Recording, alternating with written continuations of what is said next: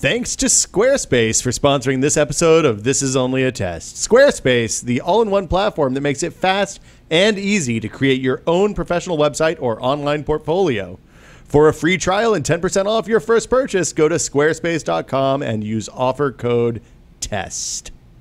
Hey, let's start the show. It's October 3rd, 2013. Welcome to This Is Only a Test, the official podcast of Tested.com.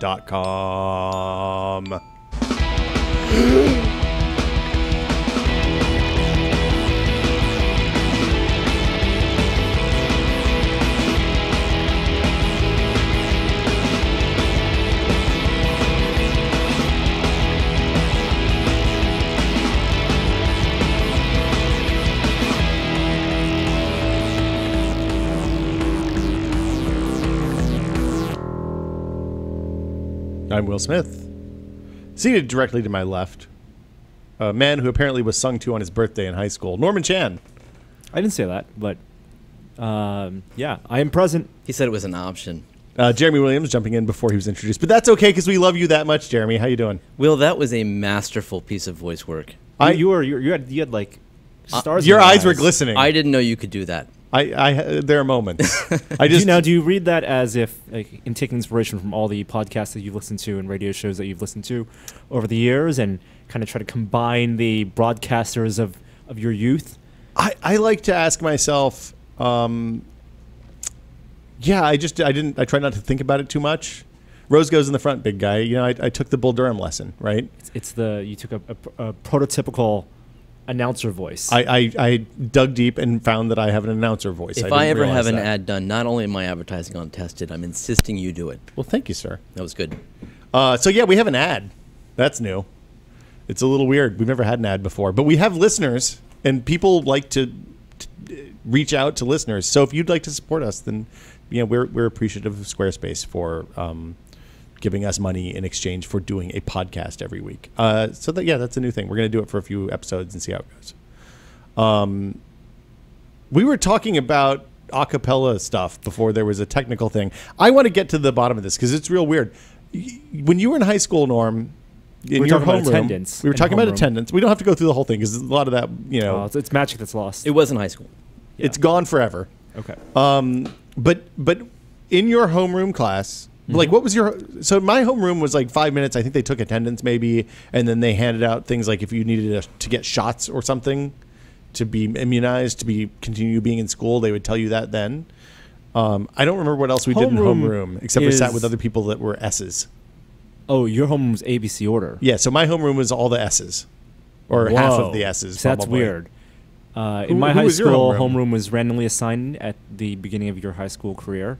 And basically, this is the only class in quotes that you could rely on, where you would see the same people for all 4 years of your high school. Oh, see, in my high school, the certain programs were small enough that like there was only one advanced placement, high level chemistry class each year. So you would be in the chemistry, like the people that were in my chemistry class, if they made it to the next year, were the same people from my chemistry class the year before. No, people dropped out. People did other stuff. Oh, some people were dummies. Yeah, people switched over to biology and other, nonsense. But so homeroom. Yes. You have the same randomly. Why was it random? Did you think they didn't want to show bias or something? No, it was random so people could meet new friends.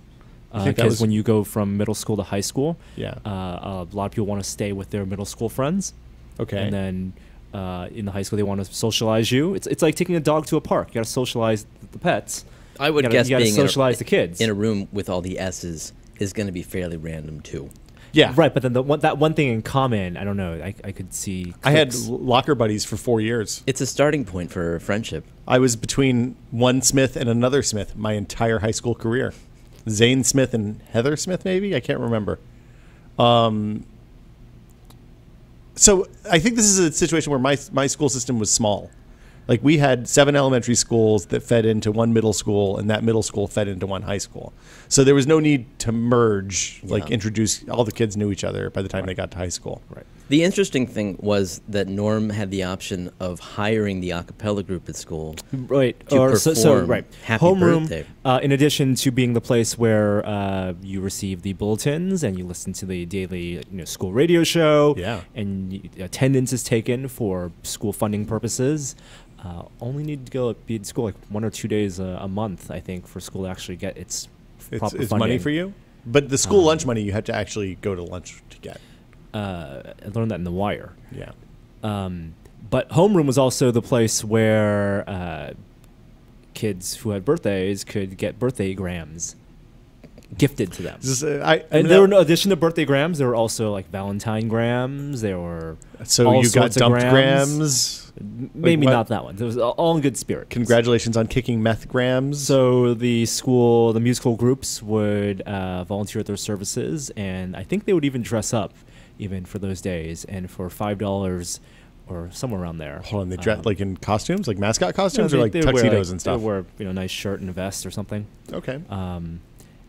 And they would go to someone's homeroom and there would be balloons and then they'd stand around the person and sing a song. So was this a thing? Was this a socially desirable thing? Because this would have gotten you beaten when I was in school. Absolutely socially desirable, at least for the ladies. Uh-huh. Yeah. Okay, I can see that maybe. I don't think there were any birthday grams or Valentine grams gifted. Jesus, sorry. Gifted hostily given. That you couldn't troll a birthday gram. I don't think. How often did this happen? About once a month in my homeroom. That's not too bad. They would never would have stood for this kind of non-educational nonsense. They tried to kill the arts programs in my school. My school also did not have a shop. Oh, you were at like a non-vocational school. Yeah. See, we had it all in one thing. I could have taken auto repair if I was smart. I would have taken auto repair. It would have saved me a lot of money over the years. Okay, well that's Jeremy. Did you guys have any singing greeting? No, I never even considered such a thing. Was this how they funded the a cappella groups and the choir programs or something? Funded it. Well, but it's like their fundraiser. It was and I think it kind of justified their existence. Oh, did they have to spend the income on the group, or could they go buy Nintendo games? I don't know who was the treasurers. I don't know how that funding. You think there was some deep embezzling in the a cappella group at Norm's High School? No.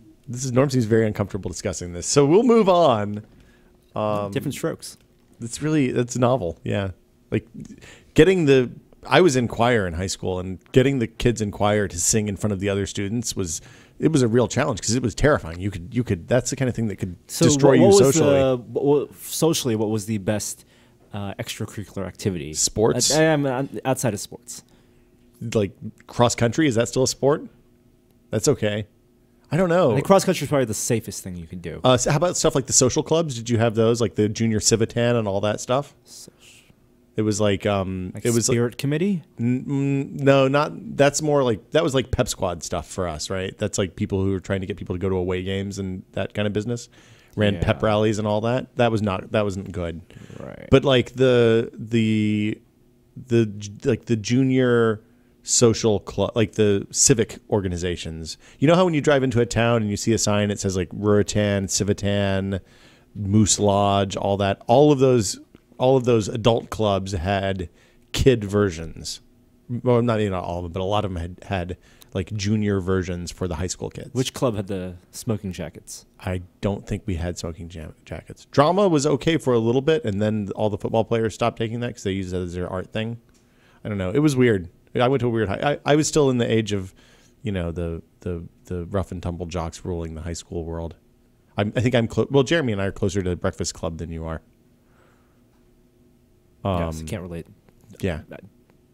Well, and you went. I don't even know if school had detention. You went to the Smart Kid High School too, in a different kind of area, right? A lot of high schools in San Francisco. Yeah. Okay. We don't have a ton of news this week. It's been kind of a slow news week. But we're going to start off with controversy. The Galaxy Note 3, Ars Technica has discovered that the Galaxy Note 3, Samsung's giant phablet phone, is cheating on benchmarks. What? I know. Shocking. So the way you cheat with on benchmarks, if you're Samsung and you're making Android phones, is that you when you detect that certain benchmarks are run, instead of powering down the cores, the extra cores, the unneeded cores like you normally would, you run them at full speed.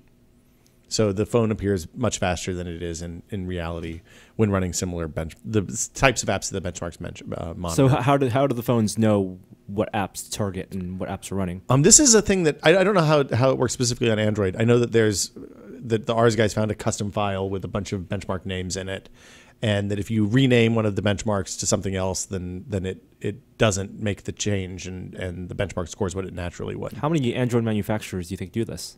I don't know. It seems like it'd be pretty easy to tell since most of the Android phones use similar CPUs. The answer is all of them. You think so? AnandTech had to post a big story today about just this problem. Not every benchmark is juiced by every manufacturer, but the best part of this AnandTech story is that there's a chart, like a benchmark chart, like what would normally be a benchmark chart, except the name of the chart is, "I can't believe I had to make this chart." What was the chart? Of all the manufacturers and all the phones and what benchmarks they're cheating on? So this is a problem that we had in the old days of the PC, of 3D graphics accelerators. I remember as well. that, right? 3D Mark and other benchmarks like that. And I think, I don't want to say because I'm not entirely certain I remember this correctly, but I think it was NVIDIA was detecting 3D Mark in their drivers. It may have even been 3DFX. It may have been that long ago. And if you renamed the 3dmark.exe executable to something else, then it ran at its real speed. And if it was named 3D Mark, they just only rendered the stuff you could see. They didn't render the stuff outside of the path. So like this is why I've never trusted benchmarks, particularly on phones and tablets, because you can't, on a PC, you can pop out the video card, put a new video card in, you can pop out the CPU, put a new CPU in, you can clock things up and down, and you can use that to see what bottlenecks the benchmarks are measuring. And that stuff's much more difficult to do on phones. So you just have to kind of say, okay, well, we're running the same 5 things on this phone as on this phone, so it should be a good benchmark, right? And then you can't get in and see what's actually happening behind the scenes on the You know which devices are clean? Which devices are clean? Nexus 7's clean. That makes sense. Nexus 4 is clean. Why? It's because they're Google products? Why is this? If Google they chose not to. Why would Google? Yeah, if Google got caught cheating on benchmarks on their platform, that would be bad. NVIDIA Shield, also clean. Okay. Anything else? HTC One, not so clean. Not so clean. Does it still feel fast to you, Norm? It feels great. Okay. The one problem is sometimes loading Chrome, the animation's a little slow. So does this affect Android users on a day-to-day basis? Absolutely not. Okay. Why did they have to cheat? Why can't they just program the system? You sound like a teacher. No, I'm so disappointed in you, Samsung. Why did you feel like you had to cheat? You know, if you're parents. making a system, ideally, it should be engineered to kick those processors up when they need to be. And if these benchmarks are asking for more processing cycles, why can't they be given it? But the benchmarks are typically mimicking like workflows that wouldn't require the CPUs to all be cranked up. So if you're browsing the web, you only crank up all CPU cores for the second that the page renders, and then everything goes back to sleep and turns off. Because nothing's happening. Yeah. So you want the split second. Like the big thing that's happened on mobile CPUs, both on ARM and x86, is that they can turn off massive swaths of chip at will in a matter of, with very little overhead, a couple of cycles either side. So by leaving them on all the time, they're destroying their battery life. Yeah. And they're presenting a very non-real world scenario for what is ostensibly a real world benchmark. I mean, I guess since everybody's cheating the same, though, it doesn't matter. So it's doping with bicycling. Yeah, or baseball, right? Right. Or every sport. Yeah. That's a bummer. Do you remember the best or the most controversial 3D Mark hack? The one that just didn't render the stuff that was off screen? No, the one where you changed the name of the EXE. That's what Will just said. That's what I just said. Right, but what it does. It didn't render stuff off screen. I'm sorry, was it 3D Mark? It was 3D Mark. No, I'm sorry. It was the NVIDIA demo. Which one? The Chameleon or one something? One of the wings? The fairy one. Mm-hmm. What did it do? It was controversial because I think people can still download the run file. Only ran on NVIDIA cards. These were the tech demos that I think AMD released one like 2 years ago, and NVIDIA kind of still does it. They don't really do them anymore. But there was a big thing where if you buy a new video card... It's like the only thing that would take advantage of your new video card. Right. And there was a whole legacy of these tech demos. I think interns mostly worked on them, but they were amazing. So, like there was a whole team of people that built demos at NVIDIA. There was a massive team of people. It got to be very expensive, but early on it was like a small project, side project for an intern. Well, back in the Chameleon days, which was I think GeForce 3, they just wanted something to show dot product bump maps. Sure. Right. It was like, we got a model and we put this weird skin on it, and you can make it look metally. You paid $600 or transparent, translucent. I think video cards were only $400 back then. What was the controversy? The one with the fairy. Yeah. If you change the name of the EXE to 3D Mark, which obviously wasn't 3D Mark, or Quake 3, the fairy would lose her clothes. What? That's an Easter egg. I guess that's an Easter egg. Wow. Yeah. That sounds great. Nice job, guys. Link in the comments. There's a YouTube video, I'm sure. The good news for the Galaxy Note 3 is that it also won DisplayMate's Best OLED Shootout. Like Ray Sonora over at DisplayMate tests pretty much everything as it comes through his lab, and he really liked the new diamond-shaped pentile OLED display. That you guys ran an article. Subpixel range. Yeah, yes. It has to do with subpixel range. The things he was most impressed by was the brightness of this OLED. OLEDs typically are not very easy to read in the sun, and the people who reviewed the Galaxy Note 3 this week all said that this is a very, very bright OLED screen. It's also a 5.7-inch OLED screen, and I think the funniest thing that come out of there are two things I think that are funny about the Galaxy Note 3, which I have not used yet. One is that the back of it has a fake leather stitching around the edge of the back. It's okay. Except it's all plastic. It's just like mashed plastic? It's not actual, it's cast plastic. It's not actual leather. There's no actual stitching. It just looks like it's stitched around the edge, which I think is cute. And another thing is that because it's a massive phone, there is a setting in the software that lets you toggle to one-handed mode. Now, if you're holding something that's a 5.7-inch phone, that's almost the size of... It's like this. It's like that. Kindle-sized. You can't really use it with one hand. So if you turn on this mode and you swipe it and you give it a little gesture, the screen actually shrinks. Wow. So you can use it with one hand. It scales down. Within range. It brings it to iPhone size. It scales down to an ideal one-handed phone size. Interesting. While you still have, you're ostensibly still holding the text has to look horrible. 5-inch. It looked real weird in pictures. We haven't seen it in person. Do you think people actually would use that? It's an interesting software answer to Apple's argument. How long is your thumb? Or I guess you could just buy a smaller phone. Well, but I mean, have a 5.7-inch phone. I understand why people buy the Galaxy Notes. The thumb size thing doesn't even really apply to the 5 and 5S anymore, though, because if you have hands any smaller than mine, you're not going to be able to reach from top to bottom with one hand. Shimmy. Yeah, it's not. I mean, Apple's lost that argument when they went to the 5S. I disagree. I mean, I think it still works, but that's because you grip on the side. What? You are a man with larger hands. No, I have little tiny hands. My 6-year-old almost has bigger hands than I do. Do you grip your phone on the side, or do you have to cup the bottom? I guess, I don't know. I guess maybe I scooch up. I don't know. I get real good with supporting the whole phone on the pinky. That's what it's about. The easel. The pinky easel. Anyway. Pinky easel. Astronaut Karen Nyberg made a stuffed animal in space.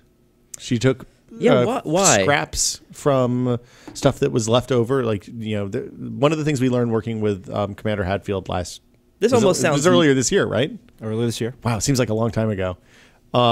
Is that there's a ton of just stuff.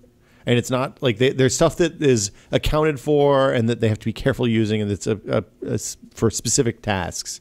And then there's also just bags of things that are ketchup packets that somebody didn't use and left when they left, and there's all sorts of stuff like that up there. So she has a 3-year-old kid, and she sews. So she made a stuffed dinosaur on orbit that I presume she's going to bring back. She's going to bring back. She's coming back in November. I mean, that's pretty cool for the kid. For the kid to have to say, this is a toy your mom made for you. using the linings of Russian food containers, the felt linings, and in frickin' space on a space station. It spent its first months in zero gravity. Yeah. Well, and then the thing that I didn't realize before we started working on the Hadfield stuff is that the astronauts have a surprising amount of free time. Like they work they work a busy week, but they do have like very protected off time that's only interrupted if there's like a station or life-threatening emergency. I can imagine sanity is a precious thing up there. Yeah. They have Skype. I think Karen Nyberg Skypes with her son almost every day. Yeah.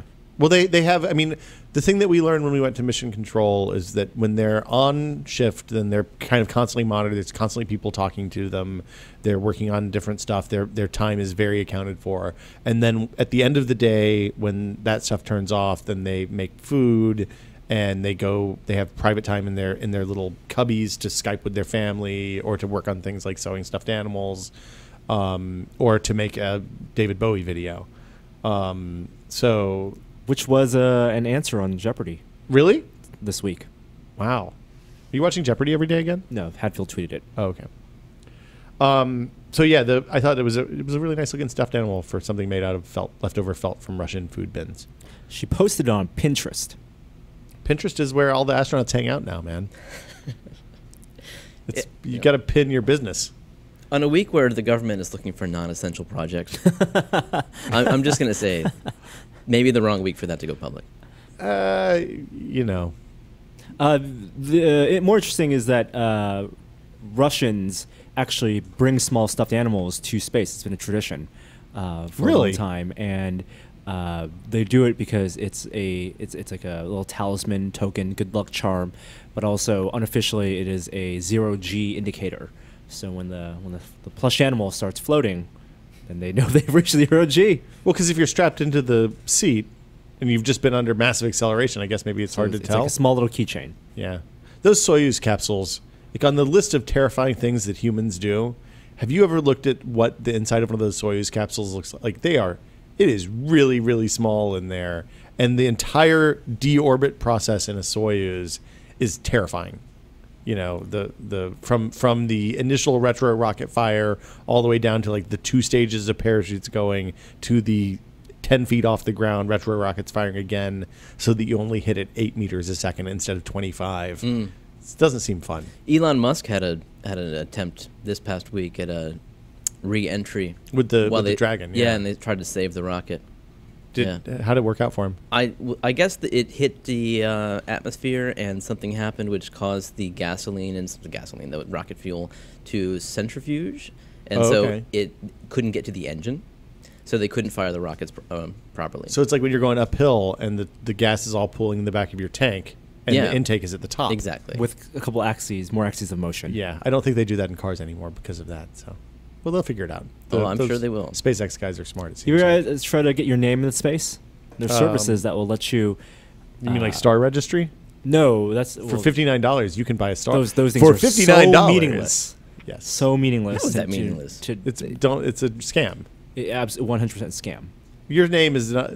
It's the Star Registry. It's in the Copyright Office. This Copyright Office has nothing to do with star naming. There's a whole protocol for that. It's as real as my Warcraft character. I can give a star to my daughter and one day point it out and say that's yours, and it will mean something. It may not be real. It's all fun and games until your daughter grows up and gets on a spaceship and says, "Hey, we're going to my star," right. And she gets there and tries to set herself up as the supreme ruler of her solar system, and they kill her. Well, think about that, Jeremy. I'm going to question the likelihood of that, Will. I believe in a future where we travel to the stars. But NASA does actually, and other space, I think mostly NASA actually does this. When satellites are launched and probes are launched, they also, through tradition, attach a DVD or CD to the package that has a long file with a list of names, signatures of people who want it. And there's a website that you can check which probe has the CD with your name on it if you wanted to go attempt to do that. Well, and I think even Curiosity has like signatures etched or written or printed or something on the outside of the rover. Like you can see on the high-res close-ups. For the people who people's worked names. Is that just the people who worked on it? I don't know. When I was a kid, they had a lot of like fourth graders every year. It seems like had some sort of contest that they could send work to either send an experiment or some sort of item, even sometimes, that would then go up and come back to space. I think usually as part of Space Lab, but I can't remember. Yeah, my son's school does that. The older kids, which were the third graders, they sent off ping pong balls or some sort of ball that they could fill with any material they wanted. It would go up to space, come back down. They'd send the ping pong ball back to you, and the kids got to open it. That's pretty cool. Yeah, did they send them? That was on a sub. What would you put a ping pong ball to space? What would I put in a ping pong ball? Popcorn. Is it exposed to vacuum, or is it pressurized the whole time? I don't know. Jeremy, these details matter. I'd put an eyeball. Oh, I'd yeah. Go get like a cow's eyeball. That's a great idea. Where are you going to get that again? Go to the butcher shop. You're probably right. Yeah. You gotta go to the right butcher shop. But, next on our list, the Steam controller. We should have done this at the top. This is actually maybe the biggest news. This was last Friday. We missed it because we recorded on Thursday. But Valve, as part of their 3-stage rollout last week, first they announced SteamOS, then they announced a hardware initiative. On the 5th day, Friday, they announced a controller. On the 5th day. It's very biblical. We speculated at length about this controller last week, which is perfect timing. Yeah. I called it. Absolutely. You said that you thought they were working on a controller, and you thought it would be something very different than a traditional 360 controller, and it is. It is very, very different. So instead of 2 thumbsticks, there are no thumbsticks. There's pads. 2 massive trackpads. Highly sensitive pads sensitive on the level of a high definition mouse. So we're talking about capacitive sensors. They haven't said. Some type of surface sensor, and also feedback. That's the cool thing, is this haptic feedback is really innovative. So magnets will push back on your fingers and give you resistance. When you get to I assume that the base use for that is to give you resistance when you get to the edges, so that instead of having to swipe your thumb across a trackpad like you would on a laptop to turn, you just move your thumb to the edge, to the outer ring on that pad, and then you spin like you would if you were moving a stick to the same place. We anticipate something that's more than just vibration. Yeah. Well, so I've seen developers on Twitter have gone to see it now and have used it and are talking about it. And the universal thing that everybody I've seen, from the guys at like Uber Entertainment on down, is that it wasn't at all what they expected, and it worked much better than they were anticipating. But most of them have been playing games like shooters for the most part, first person and third person. So stuff like Portal 2, Left 4 Dead. I can't remember what else they said, but it was there weren't. Ben Kuchera asked one of the guys from Uber whether he thought it would work for games like strategy games, StarCraft. They're making Planetary Annihilation at Uber now, and he wasn't sure how it would work in that kind of situation. Were they descriptive about the actual feedback? They were not super descriptive about anything other than saying, "Hey, we've seen it and it worked better than we expected. Here are the games we played." I've seen people say that it works better for FPSs than a gamepad. I've never read someone say it works better than mouse and keyboard. So maybe it's intermediate. But I'm okay with better than a gamepad. Like, too, I don't need mouse and keyboard. The thing I've learned having the PC hooked up to my TV is that I'm okay with gamepad. Like for games that I'm just playing to get story and stuff, gamepad's fine. The haptic feedback is really interesting to me, just because there's going to be a lot of programming involved in making it respond to your game, more than just sending amount of rumble. I really hope it's not the edge. So I don't expect that to even be the case. I would love for there to be some sort of feedback when you sense the edge of the ring, but that's going to be hard to indicate. I think it is different types of rumble maybe that push the device in different directions in the same way that maybe a gyroscope might. That's kind of what I'm hoping, but I don't expect it to be able to add resistance. And this is the part that I'm worried about, because especially when if you think about like PC games where you're moving with your left hand with WASD, you have these absolute limits to your, to those different movements, and a stick kind of lends itself to that. You can go left all the way, and which when you've hit the edge. This idea where there is no defined limit it's a little worrisome. I kind of wonder, and I can't wait to try this thing, and I hope it's awesome. But I have to wonder if maybe just one touchpad on the right and a stick on the left might have been a better balance. But I'm just curious. So Gamasutra has a good roundup of all the developer comments from Twitter and from other places. They also played Borderlands and Dark Souls, I think. So it's still primarily shooters. People are saying that you can do whatever you want with it. Like the mappings are totally configurable, which in some ways is kind of a bummer for me because one of the things I think the best thing unequivocally that came out of games for Windows is that if you plug an Xbox 360 controller into a PC, most games that support gamepads that have come out in the last 8 years at this point just work.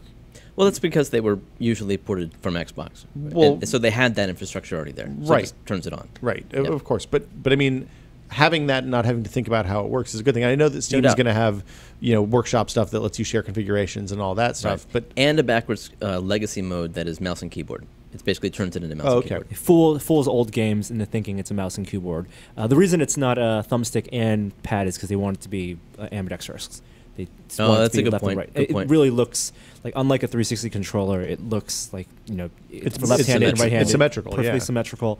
The button mapping they had, an example button mapping they had for Portal seemed really weird though. Like the 3 buttons in the front for like weird chat stuff, and I'm more excited about this than I am for either of the new consoles, just because of the innovation done in the controller. So Chris Remo used it from Double Fine and Idle Thumbs. He said that it has a tiny speaker that gives audio feedback. So you get cool. Like the Wii. Yeah. And also that's tied in with the haptics, it sounds like. So when you hear a tick, then the tick, you hear it come from the controller and you also feel it at the same time. But that he said it felt more like a mouse and keyboard than a gamepad. Super Meat Boy's creator, I think, also used it and said that just because he's been using it it was designed for a gamepad.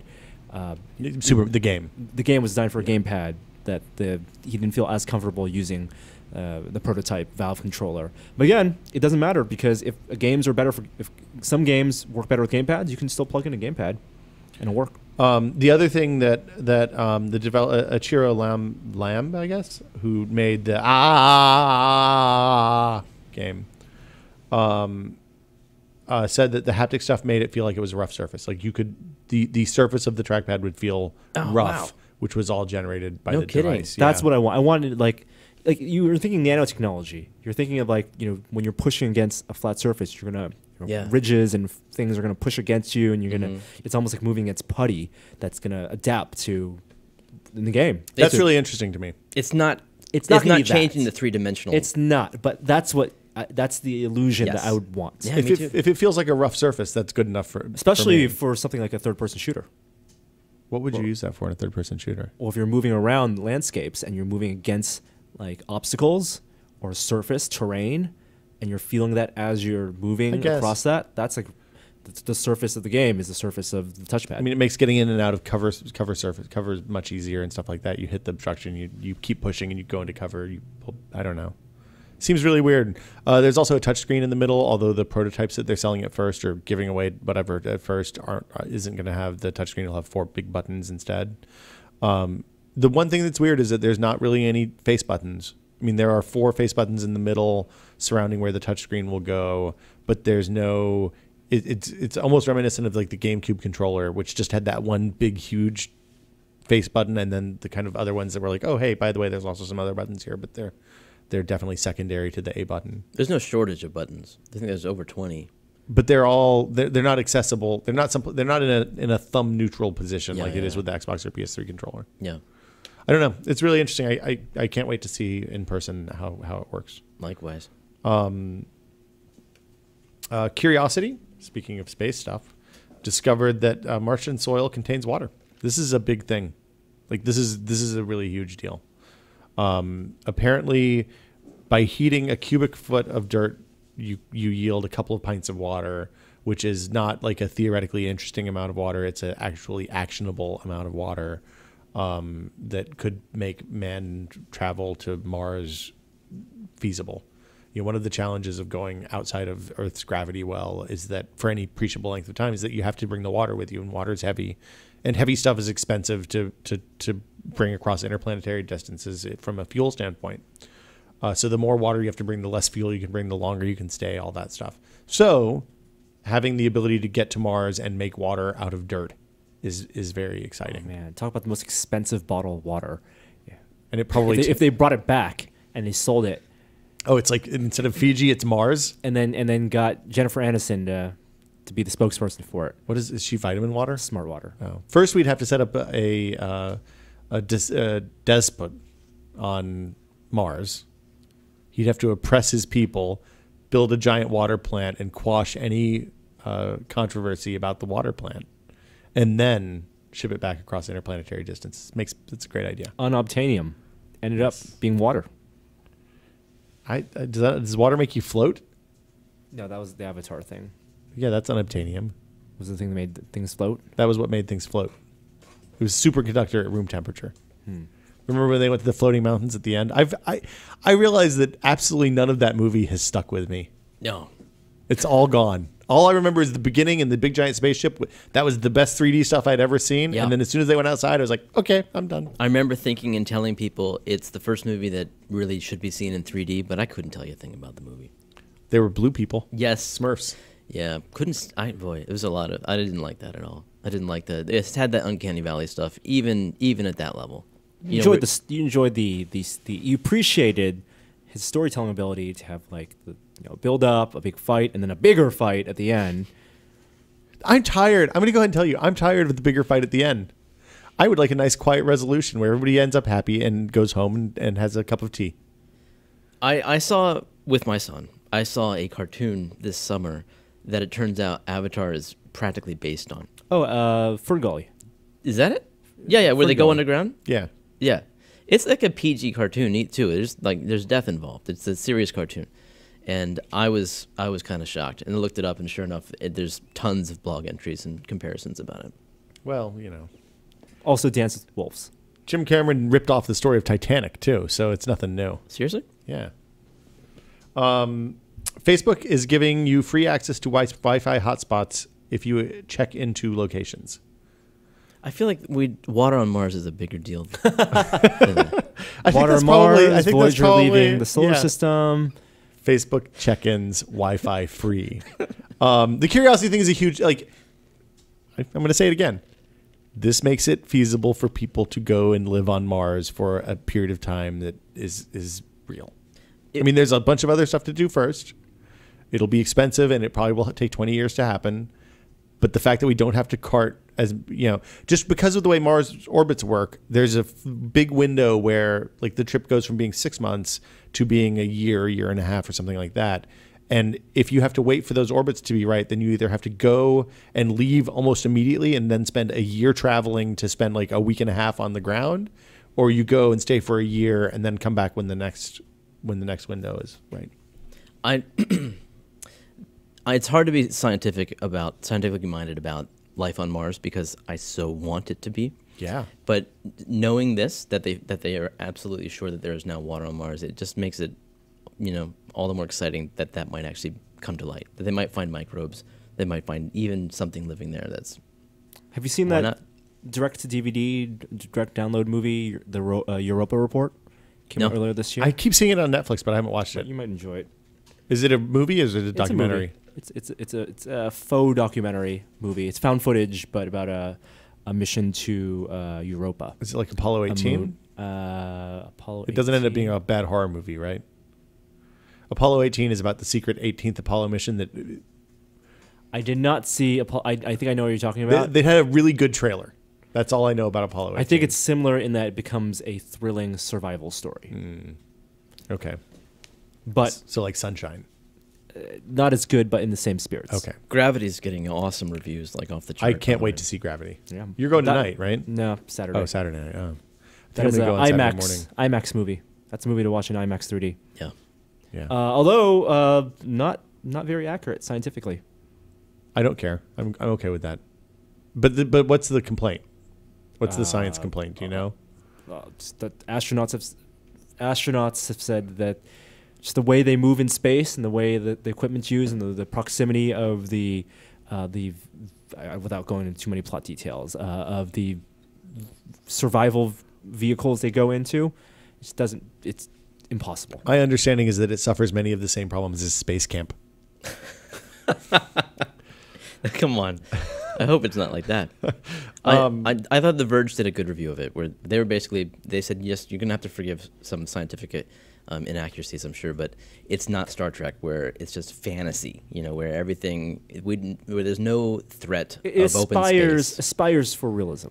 Yeah, it's like they aspired to make it an IMAX documentary gone wrong.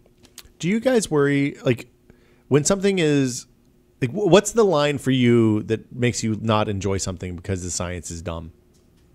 Like, is there a line? Yeah. Did you like the core? I couldn't even finish that Sunshine. Oh, you didn't like Sunshine? I just couldn't get into it. You didn't like the first half? Yeah. I thought the first half was pretty good. First half was real good. I got turned off. I don't know. I guess I can forgive it as long as I like the characters, but if I don't know, especially like internet stuff. You remember like that Sandra Bullock, The Net. I mean, really bad. His IPs just wouldn't work. Right. If they can't be bothered to just like, why not get the terminology right? This is Unix. I know this. Right. Exactly. Except that was legit. That was actually Unix. Yeah. Okay. Wait, it was a 3D environment. No, it was a real. It was like an SGI Erix thing or something. Yeah. That was an OS. That was a serious front end. It was a thing you could use, but nobody used it because it was dumb. Oh, well, I'm glad you told me that. You'll see Jurassic Park in a whole different light now. I will. Yes, technology.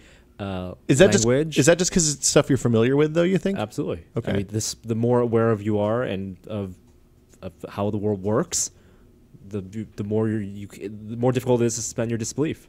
Yeah, but I'm just talking about terminology. I mean, it costs nothing for them to get the definite to use the right words. You know, but if you're talking about like a sci-fi movie where you're going to have to break some physics laws. What about like Matrix then? Matrix had like real-ish hacker UIs. Well, it had command line at least. You're talking about the green characters falling down the screen? Or are you talking about the thing that Neo uses when he's follow the right when Neo rabbit? is hacking and when Trinity's hacking knock knock in like Matrix 2, that's like real hacker tools apparently. But there's also this crazy fantasy aspect to it that is impossible. I bought into the first Matrix movie, and I did not buy into the second and third Matrix movies, which may be why the second and third Matrix movies weren't as good for me. Yeah, I'm with Will. For stuff like for science stuff, like as long as I watched something like I watched The Core again earlier this year because it was on Netflix. And at some point, you play Menu Hero long enough that you're just like, well, okay, what's the next thing that we're going to watch? The next thing that somebody says, oh, I'd watch that. I don't remember The Core. So The Core is, I don't even remember. I think it's Aaron Eckhart and Gary Oldman, maybe. It's $1 Million Baby. Oh, Hilary Swank. Right off, she's right off of $1 Million Baby or something. She's off of or Boys Don't Cry. And the idea is, I think that the inner core of the Earth stops spinning and it fucks up the magnetosphere. So they have an unobtainium spaceship that goes down into the drills. It's Journey to the Center of the Earth, basically, but modernized and super, super hokey. And it's so dumb, so spectacularly dumb that you never take it seriously. It's like Armageddon, right? Yeah. You don't think, oh, okay, yeah, if an asteroid was coming to the Earth, we would really get Bruce Willis and a bunch of oil guys to fly up into space because it's easier to teach the oil guys how to be astronauts than it is to teach the astronauts how to use a drill. And also, by the way, blowing up the asteroid just makes the problem more diffuse. It doesn't actually solve anything. It makes all the little bits radioactive as they destroy the planet instead of just normal. So, yeah, I enjoy stuff like that. I enjoy bad movies. But Mars... Would you go to Mars, Jeremy? It's so hard when you have family. But yeah. Man. If you take the kids? I mean, if they were into it, I don't think Don't you want to be the world's first Martian? The first generation of Martians? Oh, you saw Lost in Space, right? Speaking of bad movies. Hard. Are you actually asking me? Can I go? Oh, my God. Yeah. This is a real thing. All right. We can make this happen. Kids, family, I love you, but I'm going to Mars. Okay. I got to do it. If it's a one-way trip? Oh, it's got to only be a one-way trip. I mean, I wouldn't trust anything else. But, yeah, it'd be nice if I could get Skype there. It's time delayed. Wouldn't work. All right. Well. Also, it's a 25-hour day, so your circadian rhythm's gonna be fucked up for the rest of your life. It's all right. But it's fine. You get an extra hour every day to do stuff. All right. I'm looking for a way to go down in history, so might as well be going to Mars. And you have to live underground because of radiation, so that's a little bit of a bummer. Yeah.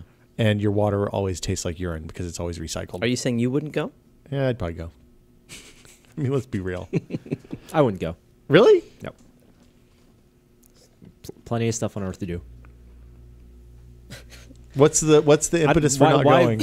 I don't. There's no point to go and be a footnote in history. Is meh.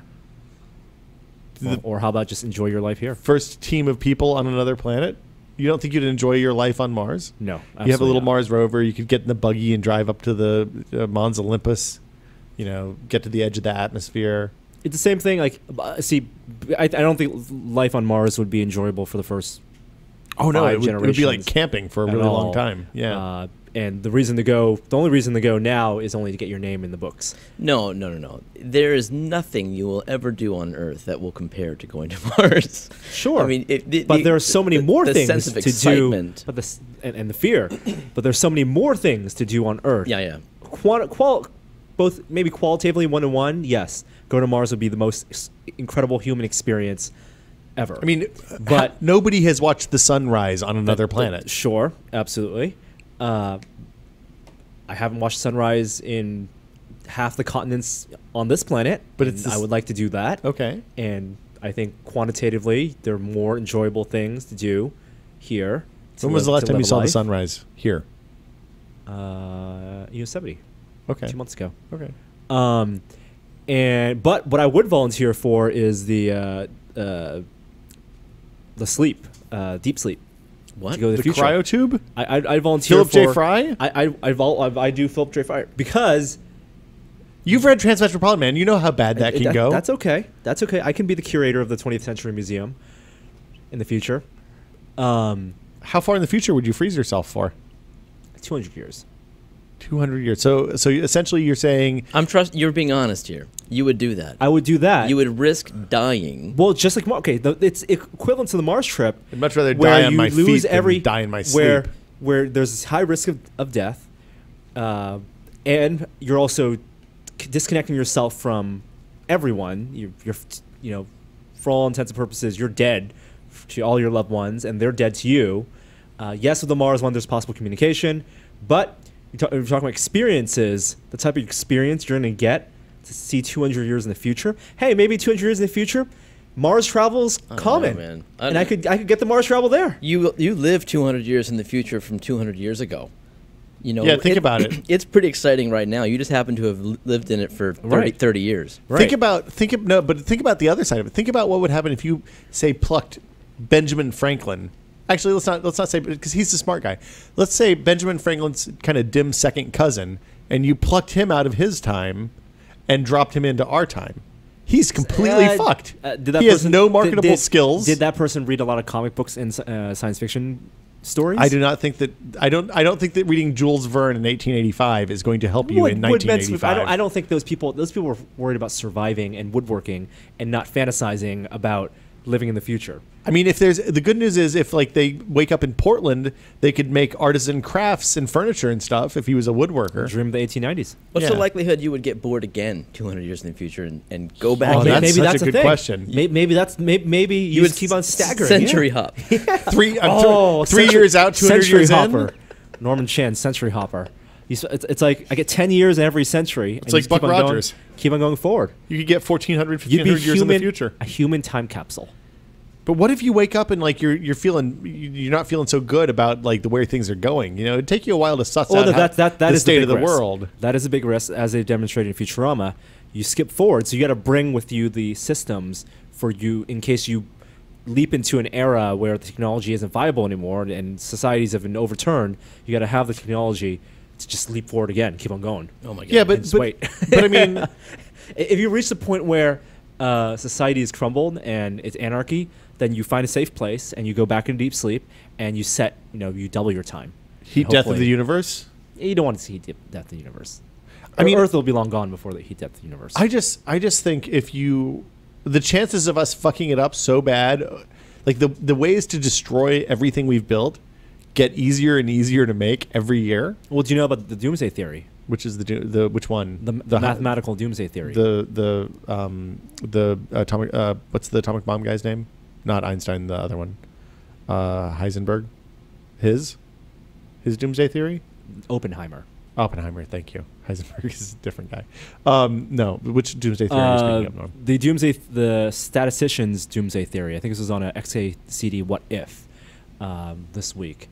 And the idea is that if you take any sample of people, any random sampling of people, and it is more likely that sampling, that person is in the middle 90% of that sample of their population than they are in the fringes. Like, hold on, say that again. Because of the way a bell curve works. Okay. If you have a very small sample size, it is more likely that the people that you have, the subjects you have in that small sample size, represent somewhere in the middle of the population rather than on the fringes of the population. Because there are fewer in the fringes. Because there are very few in fringes, right. Just by math definition. Yep. Right. It's more likely that if you pick someone at random, they're going to be like, if you pick someone at random in the middle of the street, it's more likely than not that they will be in the 90th percentile of height. Yep. Than the tallest 5% or the shortest 5%, just because of math, right? So if you apply that to humanity as a whole, and you say, humanity as we know right now, is it more likely that we're in the first 5% of human existence, the last 5% of human existence, or the middle 90% of human existence? It's more likely that we're in the middle 90%. Yep. This seems like statistical nonsense, though. I'm not a statistician. So what are you saying? You would rather hop to the last 5%? This idea of the doomsday theory is that if it is more statistically probable that human existence represents the middle 90% of human existence, yep. Then if you can extrapolate that, then human existence will probably end in 2 or 3 times the amount of time that we've lived so far. Well, it says 800 to 16,000 years. 16,000 years. So let me ask you this. If you come back 800 years in the future, 1,600 years in the future, and things are... What do you mean come back? You freeze yourself. Wake up. Okay. You wake up. There's a period of massive technology and you're a little overwhelmed. So you're like, I'll do this for 10 years. 200 years. Yep. So you're 4 leaps in. Okay. You come back and you're surrounded by technology has collapsed. Something has happened. There's been a technopocalypse. People are not quite cavemen, but they're also not using, we're pre-industrial revolution again. Morlocks. Better than Morlocks. But pre-industrial revolution. Mm-hmm. Do you use your knowledge of the distant past that they have lost to set yourself up as some sort of god king? That's for what Merlin was, right? Well, that's the theory. Or do you skip forward and hope that they figure it out for themselves? Again, I give it the 5 years. Well, what if 5 years? I mean, what if you wake up and there's some sort of horrible plague, Again, if you jump if it takes 4 jumps, by the 3rd jump, you got the magic pill. You got the limitless pill. Oh, you think you got the awesome infinite, pill. The infinite Norman Chan. Because you're shopping around at each shop. Oh, yeah. Oh, you got all the right tech. You got all the right injections. You got all the right, everything. What if... all the nanotechnology. What if here's the problem. I'll tell you the real problem. Okay. Is that technology, the way technology works and the way technology can scale, it's all dependent on the time that you use it in and the context you use it in. Yeah, your knowledge of 22nd century technology is valueless. But the technology is not independent. Like, yes, guns will work alone, but like phones won't work. Like an iPhone wouldn't work 200 years in the future if society collapsed again because there are no satellites operating. Because everything is dependent on the infrastructure. Well, so what's your skill? What's your skill that you can bring to a pre-industrial revolution, post-caveman humanity? Again, the limitless pill. No, that doesn't. You can't make more of those because you need it. You can't make a cheeseburger. I'm just saying. I've taken one. Yes. And because I've taken one, I can solve any problem. I can make catapults. I can make star charts. Can you? Yeah, absolutely. You've brought along a record of Wikipedia too, so you have instructions on how to do anything. Can you make in airplane mode? Because I don't need the wireless networks. But how are you going to No, recharge the your FAA phone? said it was okay. Can you make fire without matches and fire starters? Yes. Okay. Yes. Absolutely. That's what I'm saying. He'll have a record of Yeah. instructions on how to do anything. Oh yeah. Well, there's a And in a way to read all those, to comprehend, digest all the immediately. We're talking about 1,600 years in the future. but can you communicate with the chuds? Oh, you have the universal communicator. In Oh, your ear. okay. So you need some plot devices to make this work out.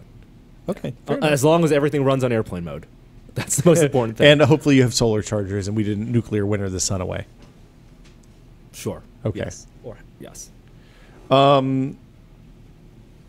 Anything else? Maybe by then I'd bring along a band of companions, and it'd be a team of time jumpers. Norman Chan and his merry band of time jumpers. It's Century Hopper. Little Jacques. I'm very impressed how much thought you put into this, Yeah. and that you stuck by your guns and didn't go to Mars, and you want to do this instead. I'm impressed. I got to say, you're right up there with Walt Disney. Yep. I'll see you on Mars, Jeremy. He's an awaken to a whole new world. A shining, magical place to be.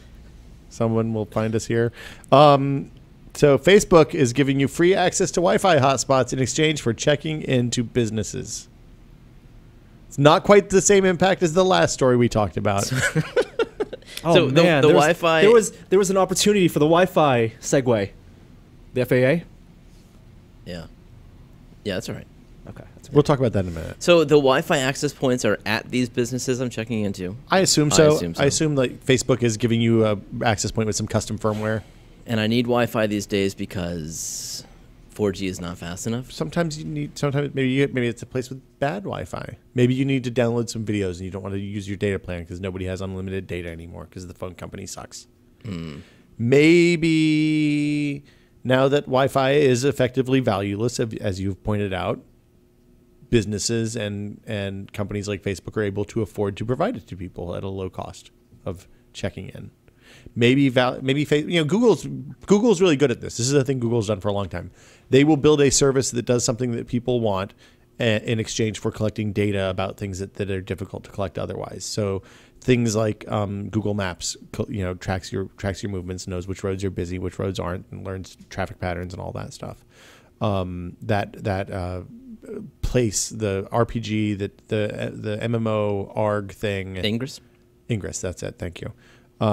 Collects footpath data. Like that's why that exists, is so that they can know where the paths are in parks and on college campuses and stuff like that. Yeah, I'm told that Foursquare has the best geolocation data of anybody, and that data is extremely valuable. Just Yes. in terms of advertising, GPS is not accurate enough to know what store you're in. But if they have this data that you shop somewhere often, they can deduce that and send you a targeted ad. Well, and GPS plus the Wi-Fi access points that you're near, it actually does give you a much better resolution, so they can't tell what store, because you can tell what store somebody's in if the access point that you're on is this MAC address, and they know that MAC address is inside the middle of Bloomingdale's in Westfield. And they'll know how long you stayed in that store, and whether Yeah. for example, supermarket, and whether the arrangement of aisles in the supermarket and advertising and placement of products inside the stores is effective. I'm going to go ahead and tell you, why can I not go to the Safeway app and put in what I'm looking for and it tells me which aisle to go to in the store? So every store is different. I understand that but that stuff is stocked and the computer knows where the stuff is on the shelves.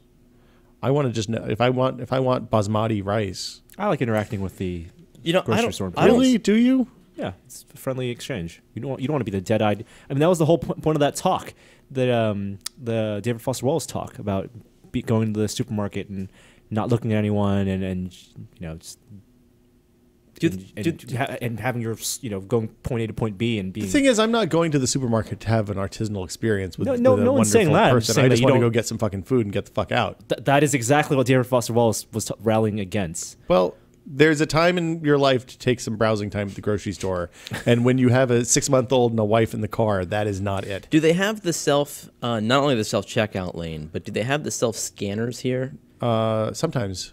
You know what I mean? Yeah, those things are always a disaster, though. Oh, no, I've What do had you good mean? What's a experience. So self-scanner? you walk in the door and there's a rack of them, and you can take this barcode scanner Oh. off, and you take the barcode scanner with you in your cart, and then every item you take while you shop, you scan. That sounds amazing. You put it in the bag, and by the time you're ready, you don't have to check out because you've already scanned everything. That's brilliant. You just swipe your card and you leave.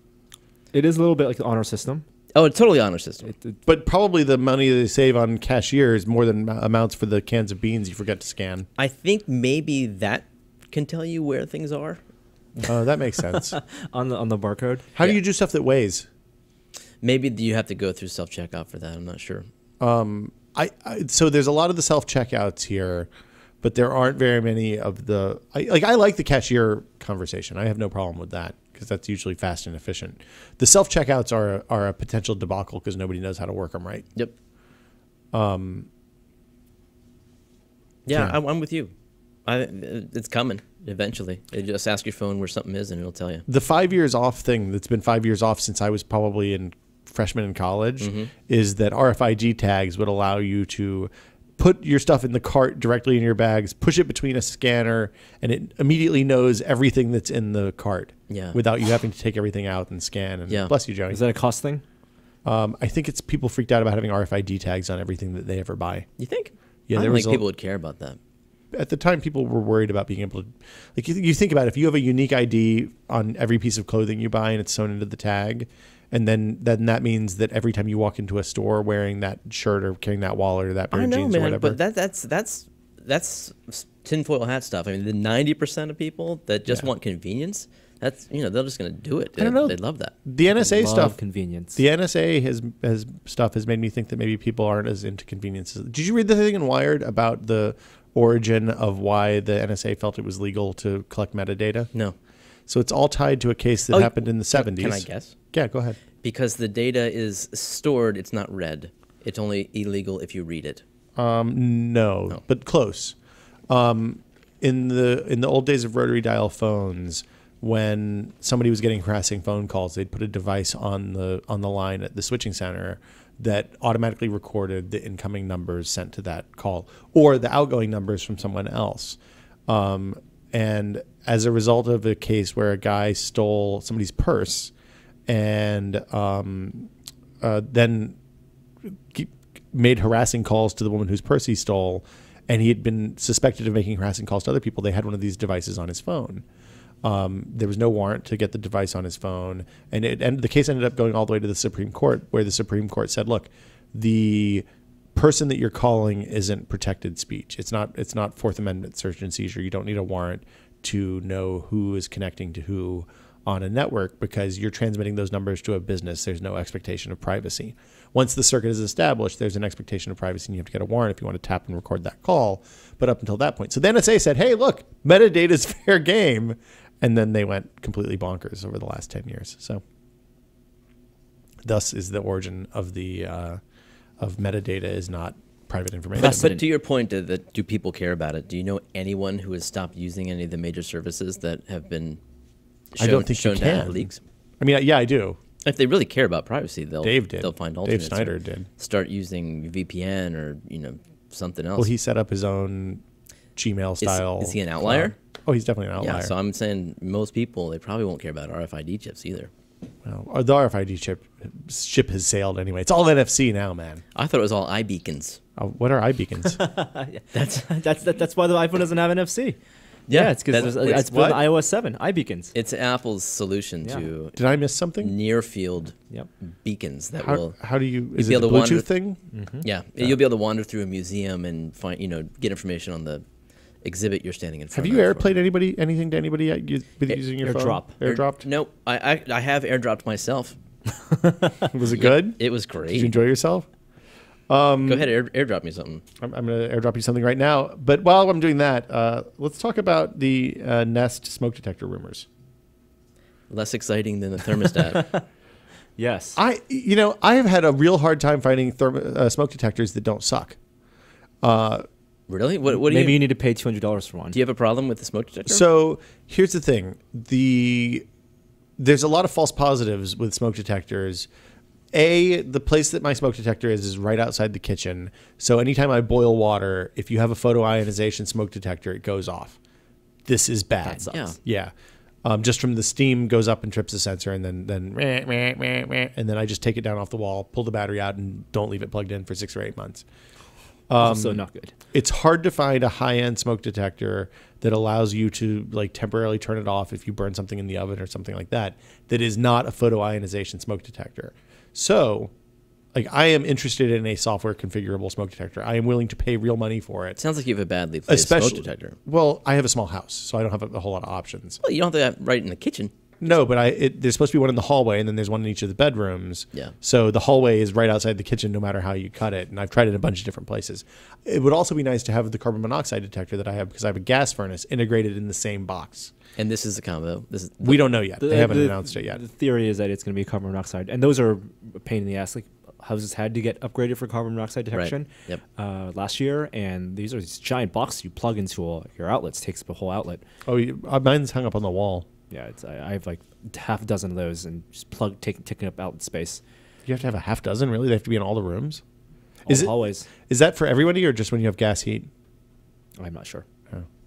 Oh.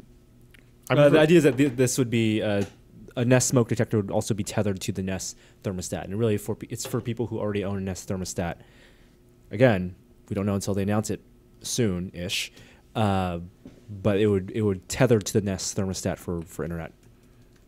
They're also, I mean, it seems like they're trying to build a whole ecosystem of products. Smart yeah, stuff. they said as much at CES. That's their the thermostat was the way to get into the house. I thought the thermostat was brilliant. Do you guys have one? No, I don't have. My heaters aren't supported. Mine didn't have. It does. My current house doesn't support it either, but my last house did. So, sort of. It didn't actually have the wire that gives it power.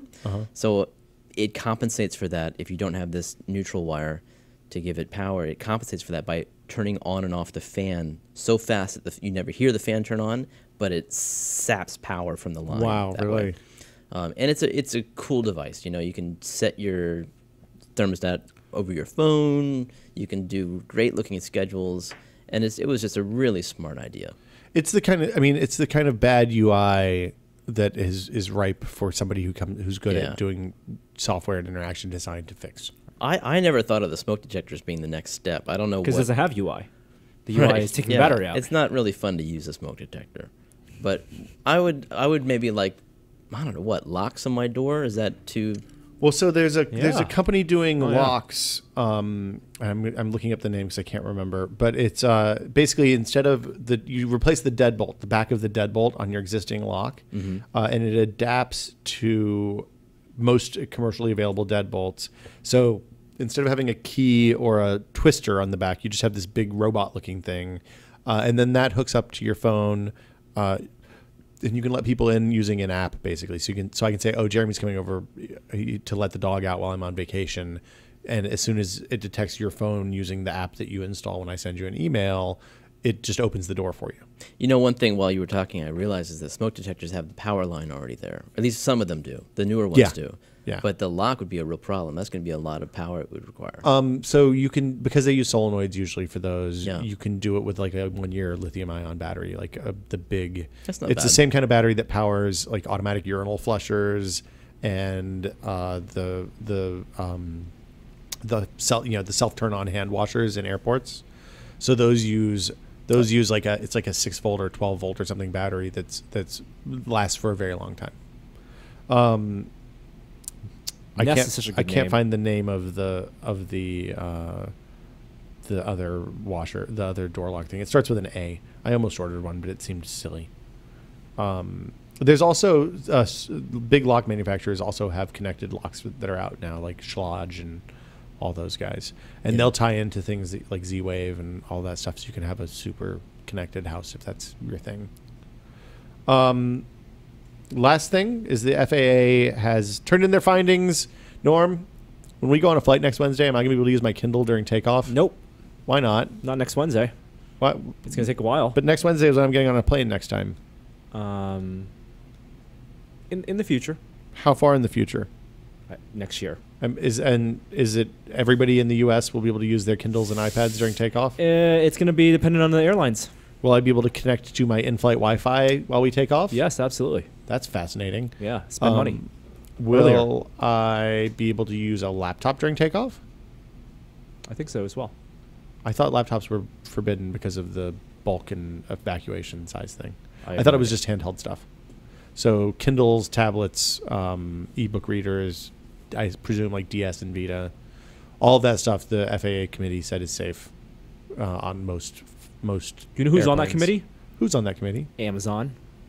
Amazing. Good for them Who getting else on that is on committee. that committee? I don't know. Go for Is Apple? Jeff Bezos. I don't think Apple's on the committee. Oh. So who thinks there was anyone anywhere in that study where they actually questioned whether or not it was technically a problem? Technically An interference an risk? interference risk, yeah.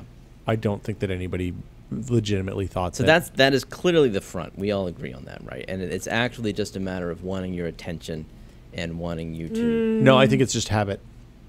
I Habit? literally think that the FAA doesn't change very quickly. Did you read the story about the birth of the Virgin seatbelt video? No. The cartoon. The cartoon Yep. with the dumb Toreador. Yeah. Poor bullfighters everywhere are mocked. And the Nun using And, laptop. yeah, and laptop and using Nun. technology using Nun. That used to be. It used to be so good, and then I. Well, stopped caring. so I complained at some point about the fact that like all they would have to do to make people watch those is to make like 7 versions and just show a slightly different version each time. You'd watch it to see which one you get. And with the threat of always having a new one, they would make people watch it. And somebody forwarded me a story about the actual birth of that video, and apparently it was like an 18-month process going back and forth with the FAA to produce that video in such a way that the FAA felt it was acceptable at communicating the important safety information, like the seat belt, the seat cushion isn't going to float you. And save the children. here's Save how yourself you- first, right. not the children. Here's how you buckle your seatbelt, and you can't help your kid if you're unconscious, and all that stuff. And there were hundreds of revisions over that 1.5 year period. So that's why we can't use Kindles during takeoff, is because 20 years ago, when things actually did have emissions, I don't know what. I see. Yeah. Bureaucracy. Well, Thanks, Obama. So on that note, unless anybody else has any other news they want to hit, we should take a quick break and talk about what we've been testing, I guess.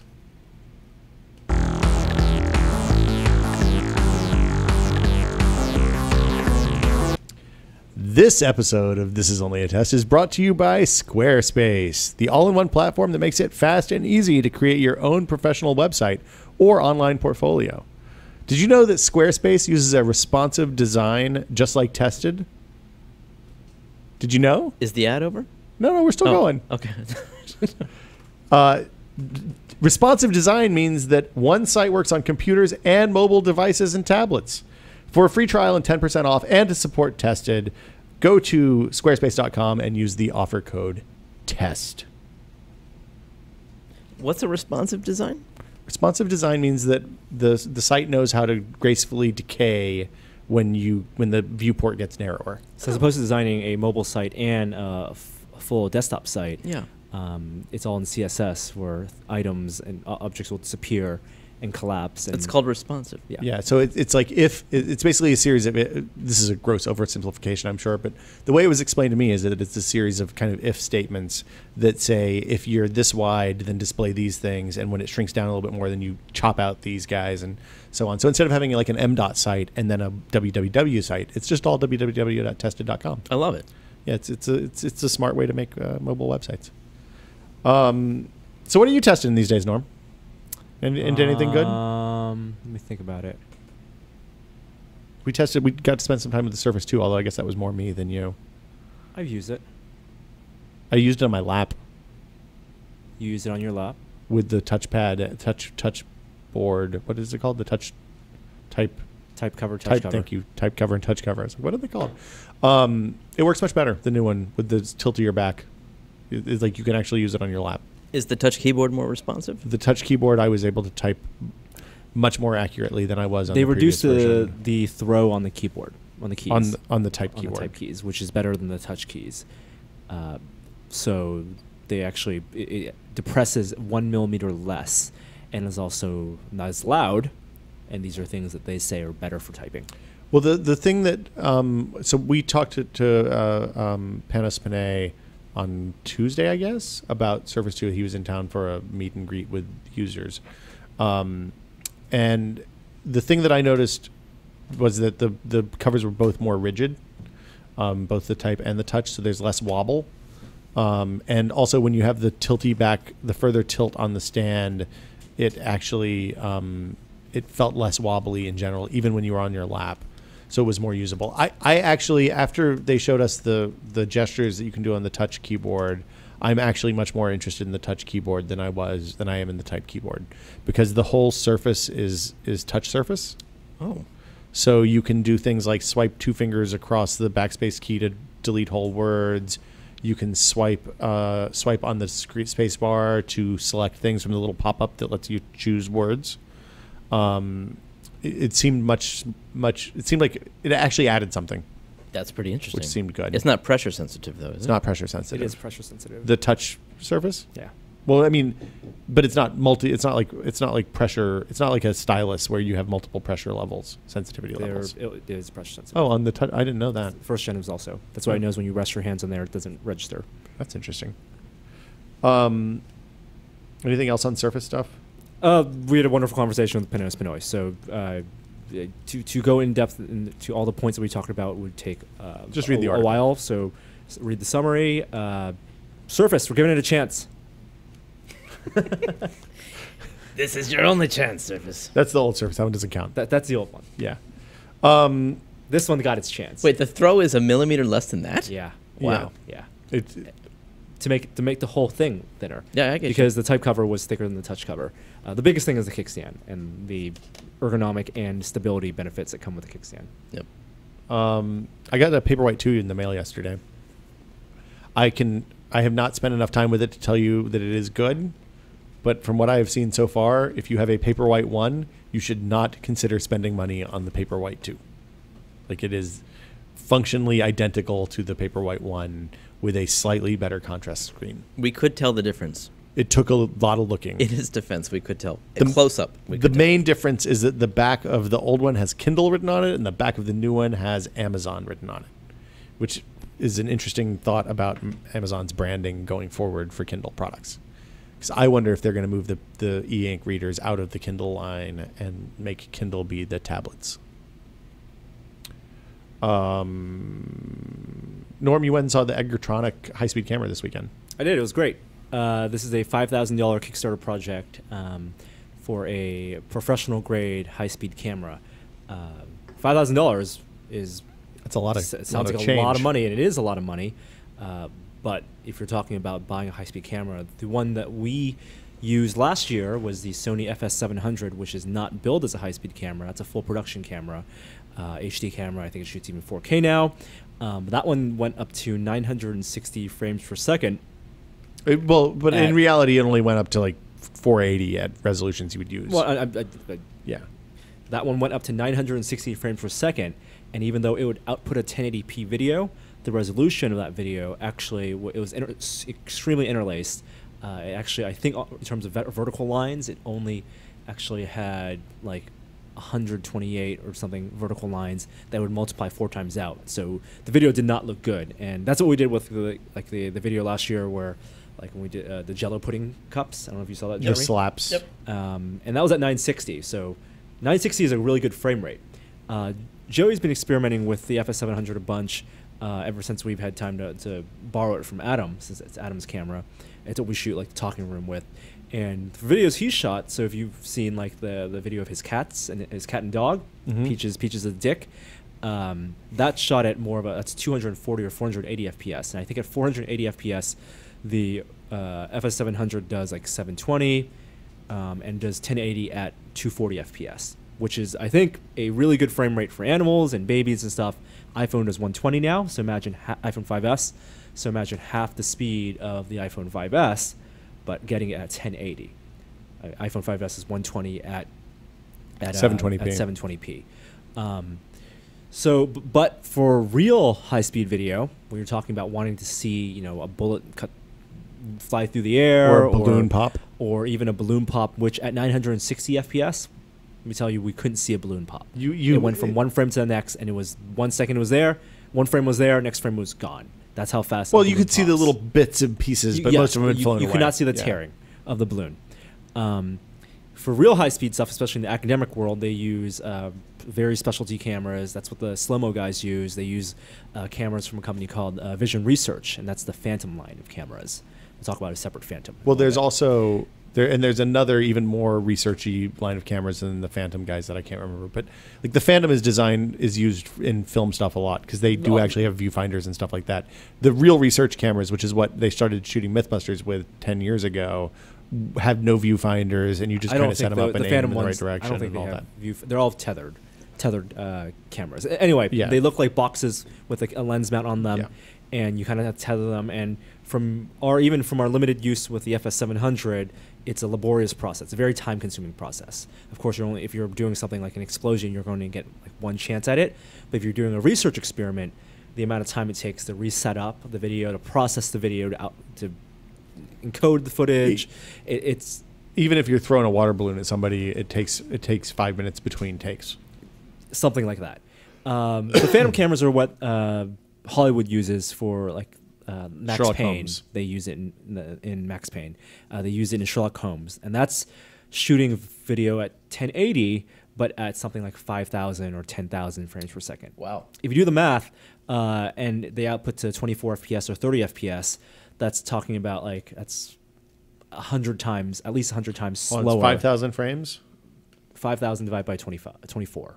Yeah. So that's about 400 times. 208.3 times. 208 times slower than, and then double that, about 500 times, we're talking about 10,000 FPS, than something normally moves. So that's way slower than they'd actually use, though. Way slower. If you talk about like in Sherlock Holmes when they show like punches and the ripples in the face, that's not anywhere near 5,000 FPS. That's more like a 400, 500. That's like like between 500 and 1,000 FPS, maybe closer to 1,000 FPS.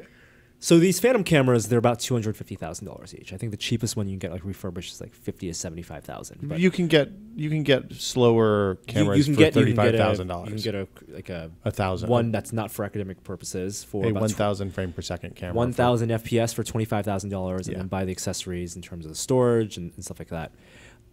We looked into this. That's why I went to NAB last year. Is it proprietary storage? It uses an SSD, but in a proprietary case. Proprietary format. Yeah. Hardware format. And the lowest that we could budget out a high-speed camera to shoot at about 1,000 FPS was about $25,000 to $35,000. This was before the FS700 came out, too. So the FS700 $7,500 with no lens. I just looked it up on B&H. The kit, if you want the full kit, it's about $10,000. Yeah. That's with storage, battery, lens, and everything. Within your budget.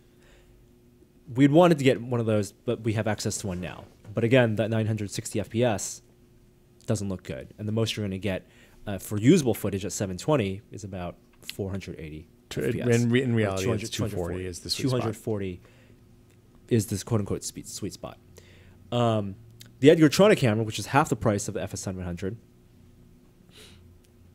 does... where did these guys come from? They're engineers, consultants in the Bay Area. Okay. MIT so they engineers. did other stuff before? They're still doing other stuff now. Okay. Yeah. Their camera does 720p 700 FPS. 720p 700 FPS. Okay, that's not that much better, but it's half the price. But it's half the price at twice the performance. Yeah. You can't use it as a regular camera.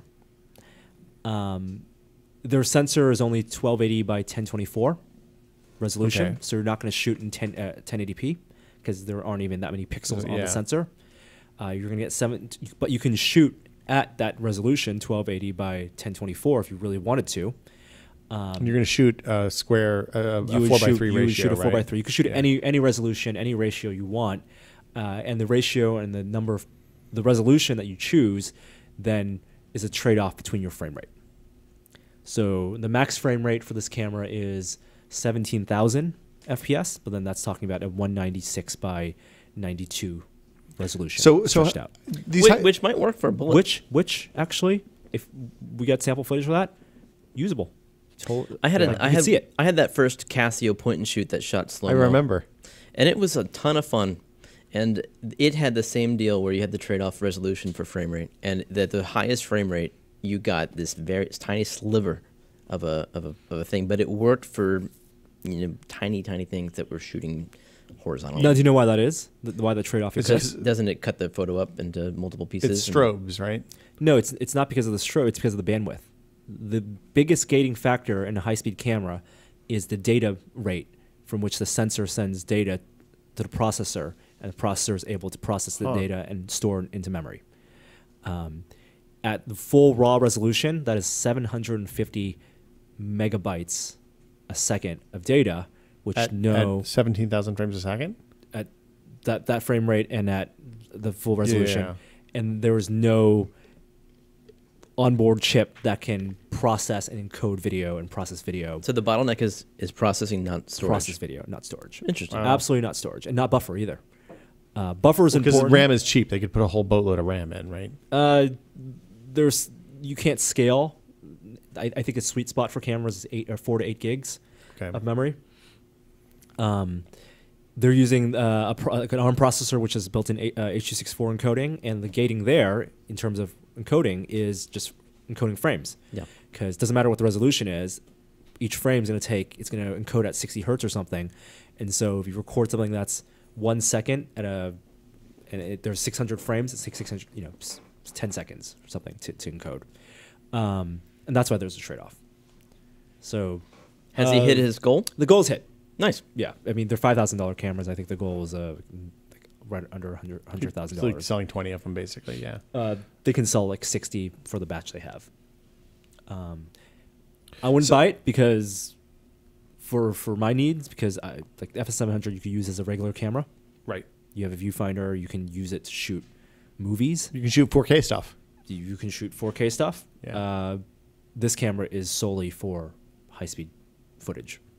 But in a lot of ways, it opens up the high-speed stuff for, like the OpenRV, which we talked about last week. It opens up stuff. Maybe we talked about that, and it's still entitled. Anyway, it opens up a world of opportunity for people who have like research grants, but maybe don't have enough money to get a Phantom or a comparable high-speed camera. What would you shoot in high-speed, Jerry, if you had a high-speed camera that could do at least 1,000 FPS in good quality? I'm going to shoot... You got to get stuff like, how about a firework actually exploding like out of the shell? I don't know how you do that, but yeah, maybe, like bottle rockets, not bottle rockets, ladyfingers, little tiny bottle. Explosions, unpredictable reactions. Yeah. Something I haven't seen before, because you've seen water. And you've seen people getting punched. That's exactly the point. The ideas that people have when they think about high-speed video, and we ran into the same problem last year, is it's the same dozen things. And the coolest thing I think we saw last year with high-speed video was the Slinky. The guy dropping the Slinky from the 10-story building, whatever story building, and the idea that the Slinky like cascades and falls because every level is holding up the next level. And so it's like even though it's falling from the top, the ring on the bottom doesn't know that it's falling until it reaches it. It pushes. It's like us not knowing the sun would explode until 8 minutes after the fact. Yeah, the educational possibilities are awesome. I liked it when you hit the pudding cup with the baseball bat. That was also novel. That was pretty good. That's pretty good. I hadn't seen that before. You get to see physics. But you put high-speed cameras in the hands of students, in the hands of people who haven't thought in that way before, and do so much. You could see a lot more, and you could shoot the different types of high-speed videos. I'm just really excited about what we could see. So the Edgartronic also has both pre and post triggers, which is important for high-speed and mid stuff. triggers. Oh, mid triggers too. It's any duration. So you can say record the last 3 seconds and then the next 3 seconds or whatever their buffer holds. In the software, you type in the total duration you want, and that's gated by memory. Okay, so it tells you this is the resolution and speed you can do it, and if you want this longer video. You can do 2 seconds of, and then you set a percentage. You want this percentage before, this percentage after. Oh, that seems much more flexible than the FS700 is, at least, so which you would expect. 25. So if you're waiting on like a reaction time, then that most of your effect is going to be, before your reaction before the trigger. Time. So you can, but you want a little bit after, so you can say I want to record 75% before the trigger and 25% after the trigger. Gotcha. Huh. That's really cool. I forgot to talk about this before, but I did test the Audible. I'm not a big audiobook guy, but I tested Audible's syncing with Kindle books, which was really interesting because I was reading a book and the price on the audiobook was like $2 on a Kindle book I'd already bought. I was like, I'll pay $2 to try this out. And it worked just like it does when you move from like your phone to a Kindle or an iPad or a Nexus 7 or any other Kindle reader. So when I got into the car, I plugged it in and started the Audible app. I was like, do you want to pick up where you left off with your Kindle? And it picked up right where I left off with the Kindle and listened to the audio. I'm still not a huge fan of audiobooks, but I thought that was super cool and it seemed like magic. That is cool. I wonder if they're using OCR for that or if they're actually manually entering bookmarks at the beginning of this process. But that's pretty awesome. You mean on the audio side? Yeah, in order to know where to start the audio. I can't even imagine. It can't be a manual process now that I think about it, because it would take so long. Do people read at a very specific rate for audiobooks? No, well, there's chapter stops though in the audiobooks, so they have that information and they can probably assume that. I'm assuming it went mid chapter though. It picked up it seemed like it picked up within the first paragraph. Okay. At the top of the page that I left it on. Paragraphs can be, or page numbers can be good boundary. Good, yeah. Even paragraphs or sentences can be. Yeah. Was there a cognitive disconnect between Yes. reading something in your head and hearing someone else's voice read? I actually had to rewind maybe 2 minutes on the Audible side to kind of pick up the cadence and tone of the voice, because it was a British guy reading the book and he was doing voices, and like I didn't immediately know who the voices were. So it was like I said, I've never been a huge fan of audiobooks. Sometimes if I'm going on a long car trip by myself, I'll buy a couple and listen to them.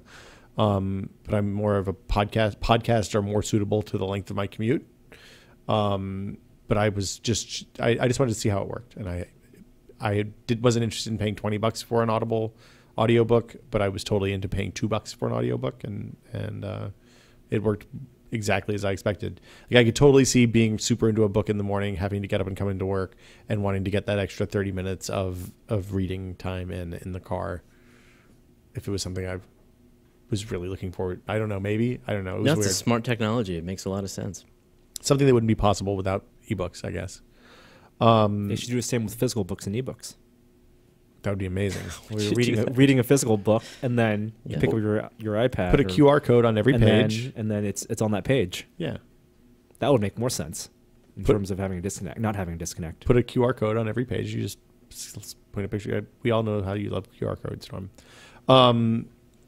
Do you want to talk about iPhone 5S stuff a little bit, Jeremy? Or you feel like we covered your anything's changed since last week? Siri's great. I mean, when she works. Really? No, I'm not. Is that the new case? What I mean by when she works, I mean like when she actually listens to you and gives you any response at all. Because half the time these days, she can't be bothered, which is annoying. Because if you try, You mean it fails? It says I'm not available right now. 10 seconds, she says, "I'm really sorry, Jeremy. Yeah. But I can't take any requests right now." She calls me Batman. I had her calling me dude for a while. Anyway, I don't know why that happens, because if you try it immediately afterwards, it always works. She's just not sending it again on her own.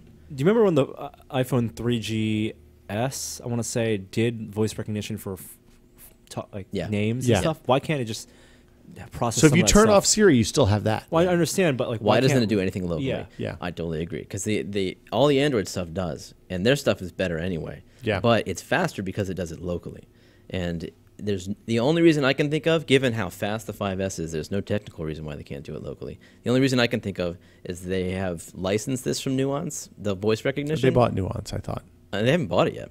Oh, no, they bought. They're still licensing it. Okay. And there's a contractual agreement where they can't put that code on the phone. I don't know. It seems like the Android and Google Now stuff hashes, like sends, rather than sending a waveform, it sends a numerical representation of the waveform, and it makes it work much better. I thought that it sent like the words. The I think it's sending it up to the. Try running it with your internet off and see what happens. I don't think it works with the internet off. Yeah. Oh, interesting. Well, it's certainly faster. Anyway, no. When she works is great. I find that she's well connected to the web now. She is launching all of the apps that I want to do. She is understanding what I say better than she used to. I do launch apps fairly regularly. It's the fastest way to launch most apps. But the tie-in to Apple Maps makes the nav stuff, which is the other thing I would use frequently, useless. And I still do use it to send texts and calls occasionally when I'm in the car. Yeah, that's what I use it for primarily too, and setting reminders and timers.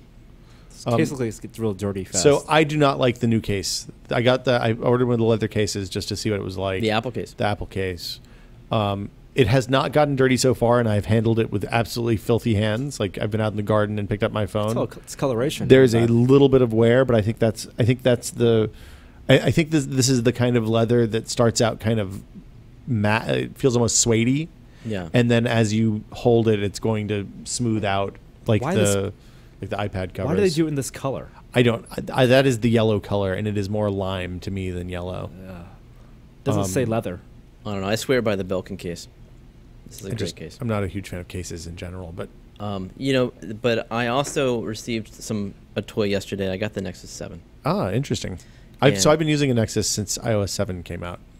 I had the first Nexus 7, and then so since iOS 7 came out and made my iPad Mini is suffering the battery bug. Yes. And the speed of this phone has made the iPad Mini kind of sad. Yeah. So I've been using the Nexus 7 as my sitting on the couch and browsing the internet tablet. I gazelled a ton of things, and I used the Gazelle money to get the Nexus 7. One of the things I sold was the old one. And I just wanted to, stay on top of it. And don't want anyone to accuse me of not being open-minded. You wanted to be Android-y. I wanted to check it out. What do you think so far? You just got it yesterday? Well, first of all, it came with 4.2 for some reason. Or what is it? 4.2? That was the old one. No, but it came with 4.2. Who knows why? Because it came out in July. But as soon as you could tell a difference, so I updated to 4.3. So much smoother. Yeah. The whole experience, like they finally solved that. It still is choppy if you scroll down. And it has to stream some data in. It still goes when you're scrolling down a website or the Play Store, and that stuff's annoying. It still has the delay when you move your finger. It follows you a few milliseconds later. So all that stuff is still there, and it bugs me. But it's so much smoother in general for browsing the menus and everything. It still feels. I mean, there's no personality to the OS at all. I still feel like I'm sticking with iOS. It's just as confusing to get things done. I didn't understand how to get from the camera app to where it stored the picture originally. Until you had to slide the picture. Yeah, you slide away from the camera. It was not clear. So I had to find the gallery app, and I went in there. Little things like that. Like when I go to take a picture, there's these strange settings, these wheels that pop up. Totally unintuitive. It took me a minute to be able to figure out how to use that. So it's just loaded with that kind of thing. And it's just like any OS. Once you get used to it, it's great. But people who, denigrate the iOS over Android, it's like there are serious issues with both OSs. I mean, you got to keep it real. Well, it's like going to Canada. Everybody speaks English. The Yeah. signs, you can read all the signs, but it feels a little weird. Yeah. The thing I noticed is that the screen on the Nexus 7 is really fabulous. It is. Especially compared to the Mini, which is a super low resolution screen especially now. compared to the last Nexus 7. Yeah. So no doubt. And it doesn't have it's still IPS, which is great. I've never had to deal with the pentile displays, but I can't stand the way they look. Does it get dim enough for you at night? I haven't really tried it yet. Okay. That's my other complaint about the Nexus 7. And that holds, but there's plenty of software to let you fix that. Yeah. I'm looking at other stuff. Let's see. I tuned up the MakerBot this week. That was I had to break down the print heads and knock all the plastic out because the gears had gotten filled up with little chunks of plastic and it wasn't feeding very well anymore. And all of a sudden stuff prints really good. So probably I should have done that like 6 months ago. Jeremy's skateboarding.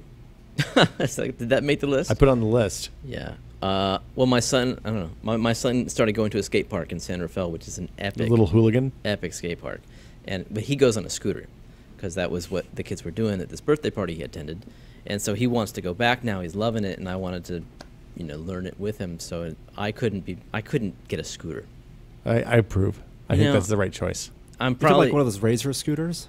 Yeah, that's what my son got. Okay. The good kids though, they don't use razors. They have this other brand that costs 4 times as much and has they do some cool tricks. It's but the Razoir. You don't see anyone over 12 on a scooter. You do, but it's not advisable. I don't. So I put ego over my health probably, and I got a skateboard. I haven't skated since 1985, but I'm gonna give it a shot. Well, I will show my son that I can learn things too. I'm not infallible. And it'll be a good learning experience. When you're in the hospital, do you prefer flowers or like fruit baskets? Cheese. cheese, or fancy olives. coffee. You joke now. But Which would you like us to send my you? wife is prepared to get the phone call to come pick me up. Yeah, it's Do you have knee pads and a helmet? I got all the pads. the wrist. You got the Yeah, wrist all things. I did. Yeah, I The got wrist the things are important. Those are the best ones. That's Wait, what the guy it's like said. It's a hard. Yeah, It has. like- It's like the portal leg braces, because Right. when you wipe out, your first reaction is to jam your hands out, and that's how you break both wrists at the. So yeah, Yeah. when you're our age. Yeah, I'm going to take it slow. I think we should take a couple of questions, unless anybody has anything else they want to talk about. Let's talk about the Phantom, RC camera. Oh, yeah. Well, this isn't in what we're okay. What? Oh, So go. I'm into it. Jeremy. Did you buy? No. Oh, okay. I'm on the fence. Thing's amazing.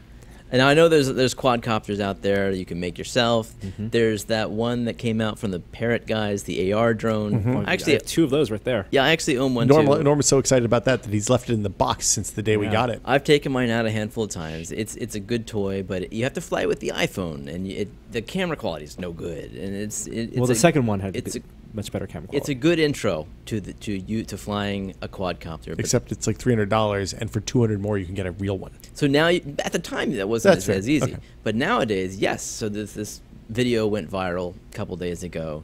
This guy is shooting using a Parrot. I'm sorry, not using a Parrot. Phantom. Using a Phantom and a GoPro. Yeah. And all around the world, amazing sunsets, sunrises. But the piloting was astonishing. Like, he would fly through the trees in a way that if there was any wind at all, you'd figure he'd wipe out. But he through parking garages. Yeah. And so that's made to host a GoPro. It's made Like, that's so the it has sole the, has purpose? the mount for the GoPro. Yes. Yep. Okay. Now there's no monitoring, so Mm-hmm. you have to sort of guess what it sees. Unless you have the new GoPro and you have Wi-Fi built in, and then you can monitor on a phone. Well, but you should be able to go much further away with the drone than you'll Sure. be able to see with Wi-Fi. Yeah, yeah. See pipe video. Anyway, it's only the drone. They don't like calling it a drone. The quadcopter now costs $470 on Amazon. They just dropped the price $200 Yeah. because they're coming out with a new one very soon. Actually, two new ones. One is an iteration on this one. The second one is called the Phantom Vision, which has a built-in camera on a gimbal, which you can control the pitch. Yeah. And is that pitch? That is Pitch is Yeah. tilt. Yeah. Yeah. So you can control the pitch with your iPhone. Okay. And you can control the rotation of it, the yaw, with the accelerometer. Actually, you can control both with. So it's like a accelerometer. So you can- two-man. It's a two-man flyer. Yeah, basically. exactly. Because one person's still flying with the sticks, Yeah. another person can be shooting, but it's totally controllable, and it's not going to be as good as a GoPro, but it's going to be high def, and it looks really cool. how smooth is the motion? Because the motion of the copter is pretty stiff by itself, even if you're Yep. keeping it stable, and I've if known- you're sending signals Yeah. to a little gimbal, then It would have to be smooth, or else it's not going to work. well, they could sell it and not be smooth. Well, so. right. You can get different gimbals now for the current Phantom. You can get really pro ones that have brushless motors on it to control the gimbal and everything, and tons of shock absorbers. But they're shipping it with some rubber grommets that absorb the shock to some degree. I don't know how good it's going to look, but you can do the same thing with the current one. With you can get different gimbals for that. Even off eBay, there's some third-party ones that absorb some of the shock. I don't know what that guy was using in the video that went viral, but it looks smooth enough to me. Plus, the GoPro has built-in stabilization. That one was stable, but that one didn't have the gimbal. It was, Oh, that's it true. was, it was just. Oh, you mean how smooth is the servo motion? Exactly. Yeah, I don't know. Well, and the other thing is, if you're shooting 1080p video and you want to get a 720p video out of it, you can do a lot of image stabilization in post. Yeah. If it's herky jerky. That's Or true. with the GoPro Hero 3, you can shoot in 2.7K Yeah. and then it's cropped down to 1080, Yeah. get 30 FPS. And this stuff is so exciting. It makes me think this is going to be a career possibility for some people. Oh. To be a quadcopter There- cinematographer. There are people now who are like boom operators who are learning how to use quadcopters instead of booms for that kind of shot. It's like, I don't know if you guys have noticed, but on all the new crops of TV shows, there's occasional slow motion or high speed. There's a lot of like intense zooms that happen because they shoot it, like Norm said, at 2.7K with like FS700s and then can crop in. And it's all because they have access to these new, like the technology got cheap enough that people are buying it for TV shows, pilots and stuff like that. I think I can't remember who told me this, but Even like Bourdain's show is shooting with an FS700 and a couple of it was Joey Norm just said FS700 and a couple of like Canon 5Ds or something like that. So they won an Emmy for that. Yeah.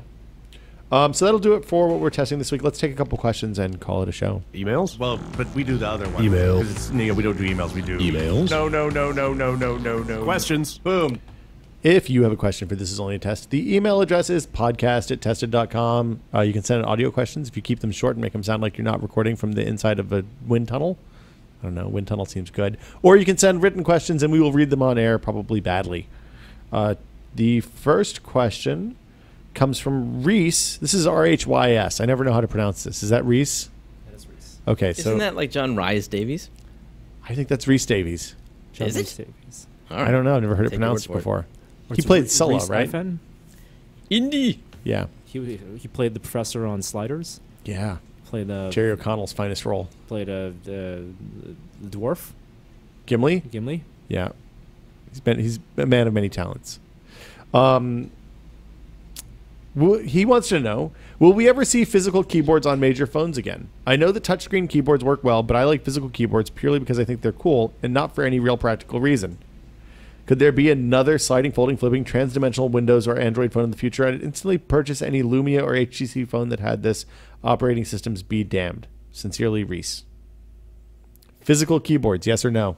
Yes. Physical keyboards, yes or no? Absolutely not. No, you will have Bluetooth connected keyboards, and that's all. And cases that have keyboards. You mean accessories? Accessories. There are Blackberries that have keyboards still. What company? What was that? Jeremy. Lots of people. I think there'll be a very small market, but as long as there's demand for it, someone's going to make it. Businesses. It's always the answer. And unless the haptic stuff works on screens where you can those the buttons that pop up on the screen. Do you see that demo at CES? Yeah, that was amazing. It's cool. I can't Yeah, that's imagine- coming, man. I I can't can't imagine wait. that screen actually being like smooth otherwise, though. Or It's usable. It's just too good for the companies not to have to make physical keyboards. Not only is there all the possible of breaking, but it means you don't have to localize the device. Well, and the screen size. The extra screen that you get when you use an on-screen keyboard is wonderful. The extra screen you get when you use a physical keyboard. No, the extra screen that you have, like if you have a candy bar style phone Yeah. and it has a physical keyboard at the bottom, your screen is going to be half the height that it would be normally. Yeah. So I'd much rather have an on-screen keyboard and a bigger screen. Yeah. That's why they were flip outs. Yeah, yeah. Hi, Will, Norm, and Jeremy. My name is Rasmus, and I'm from a small town in southeastern Sweden called Västervik. Okay. I think that was it. It roughly translates to West Bay. A little hometown trivia: between the years 1450 and 1677, this city was more or less completely destroyed 5 times by other countries, but we're still here today. What's the benefit of a dual band router? Does it increase speed, connection strength, etc.? The router I have today is provided by my internet company and does support 802.11n. Would I benefit from replacing it with a dual band router? Thanks, and always be testing. So the big benefit of going 5.4 gigahertz versus, or 5.8 gigahertz versus 2.4 gigahertz is congestion. The higher the frequency spectrum you use, the more the radio is going to be absorbed by the stuff around you. So you're going to have smaller range, theoretically, with the same technology on a lower frequency. But if you're in an area like our office where we have 65 Wi-Fi access points in the 2.4 range and 2 in the 5.8 range, we get better performance on the 5.8 range. The bummer is that for an office that's like 50 feet long, we have to have 2 routers, one on either end, because one in the middle doesn't cover the whole office. So it's not necessarily the fact that it has 2 bands; it's that it has the 5 point. It's that the 5.5 5.8 gigahertz band is less congested than Yeah. the 2 gigahertz band. There's nothing that will take advantage of both at the same time to do things fast, is there? There's some old media streaming stuff that nobody uses anymore because it wasn't very good. No. I think A supported 5.8 gigahertz first, and N was supported it later, 802.11a, and then N supported it. But you can't like bond between the two, as far as I'm aware. And there's a newer standard, the AC. So AC is coming. Those routers are available now, and it seems like they're hardware complete, but we'll need software updates in the future. Maybe it's unclear. I just bought one of those. 5.8 gigahertz. I just wanted someone's going to call us out on that. I always thought it was 5. Straight up 5 gigahertz. People say 5 gigahertz, but I think it starts at 5.8 and goes up. Okay. those bands are determined by the FCC. They say here's some areas of the spectrum that are free for use without licenses. It's called unlicensed spectrum. I think the first one was 900 megahertz. 2.4 gigahertz came on in the early 2000s, and then the 5.8 was opened around the same time as the 2.4. It's 5.8. I mean, most people just say 2 gigahertz, 5 gigahertz. More questions? Liam wants to know about audio mixers. I have a whole host of devices in my office, and I'm often using at least 2 simultaneously. I'll be playing a game on my PC while watching a video on my Nexus 7.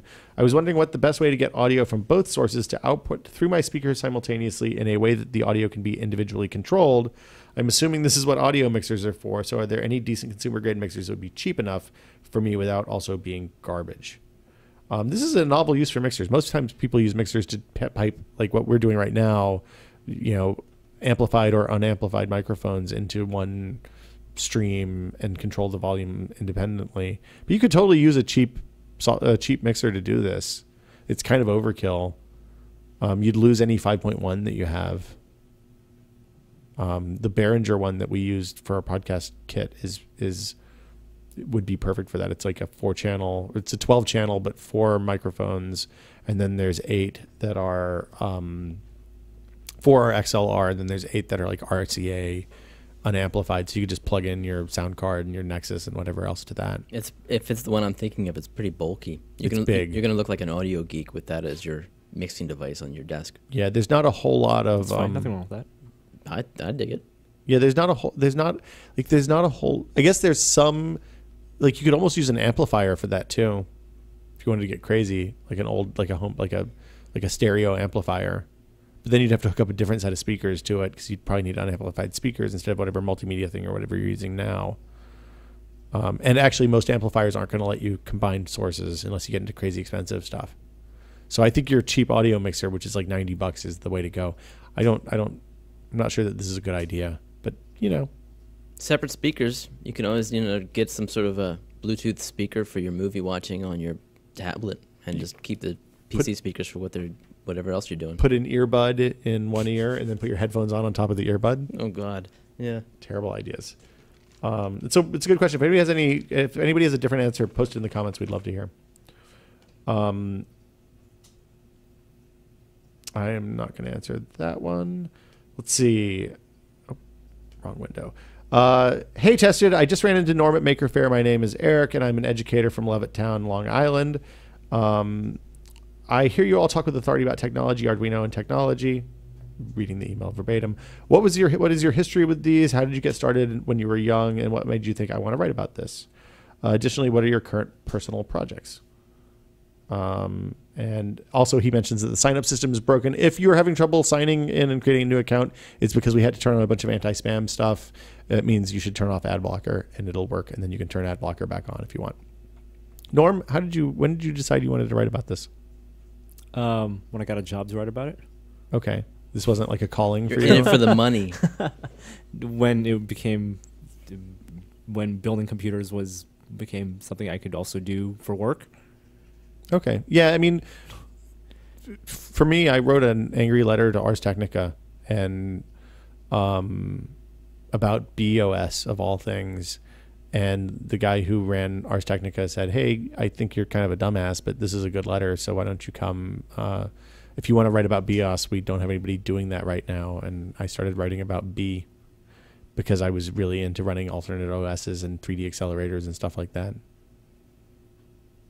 And then, but I learned about how I learned about computers was Quake, basically trying to play games on machines that maybe shouldn't have run those games, and doing things like messing up the computer and having to reinstall Windows. And back in the old days when reinstalling Windows was hard.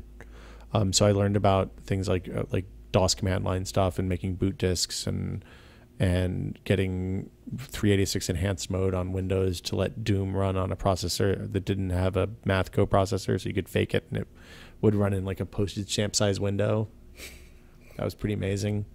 Kids have it easy these days. Yeah, it's a whole different. But they're building apps. Your DirectX and that's the other side of it. Is we've talked to Gary about this in the past before, and like the scene in England at the time that I was playing Nintendo games basically on a console, they were learning a lot more about programming because there were a lot more open platforms available over there, the Timex Sinclair and all that stuff. And as a result, like there are a lot of programmers that came out of England at that time. And I think the app stuff opens that door again because it's easy to build stuff that's commercial and you can maybe make a little bit of money on it, or at least share with your friends easily.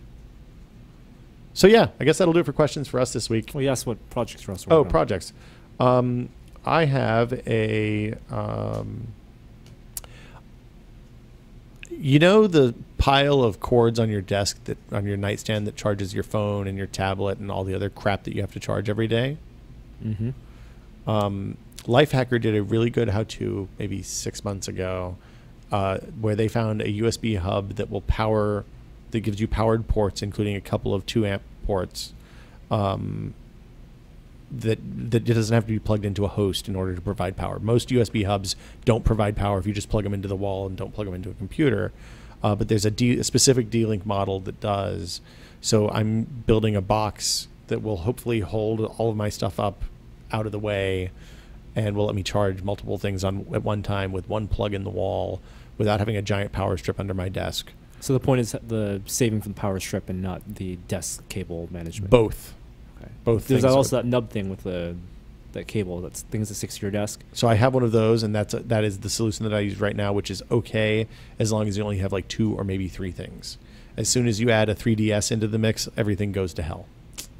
And I have some other things I'm trying to there, but I want to learn how to do bent plywood at the same time. So I'm going to do bent plywood, a bent plywood frame for that, and then do the other stuff from there. We know what Jeremy's current project is, but I don't think you want to talk about it yet.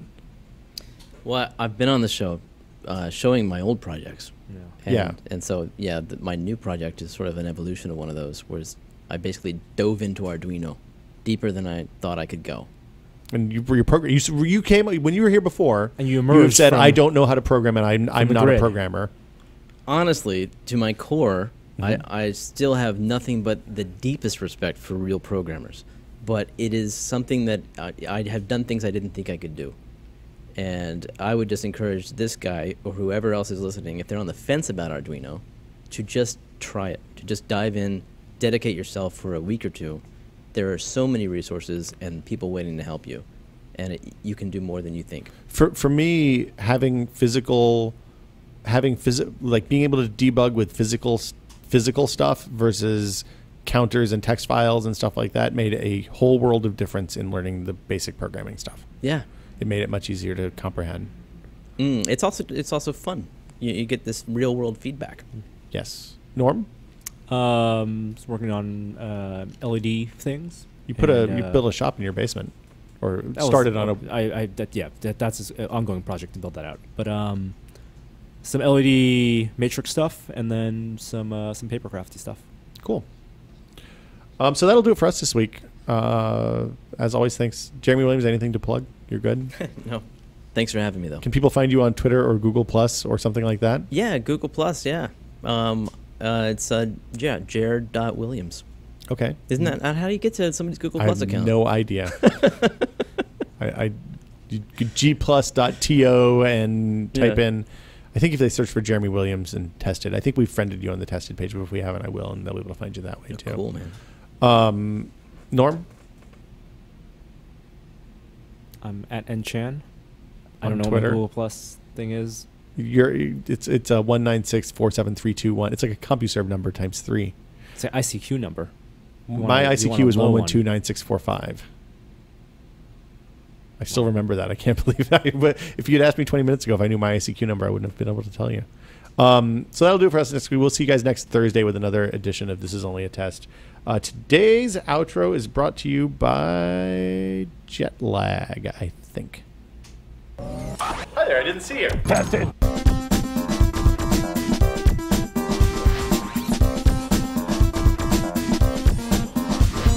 Do you use YouTube live streaming? This sucks. Test it.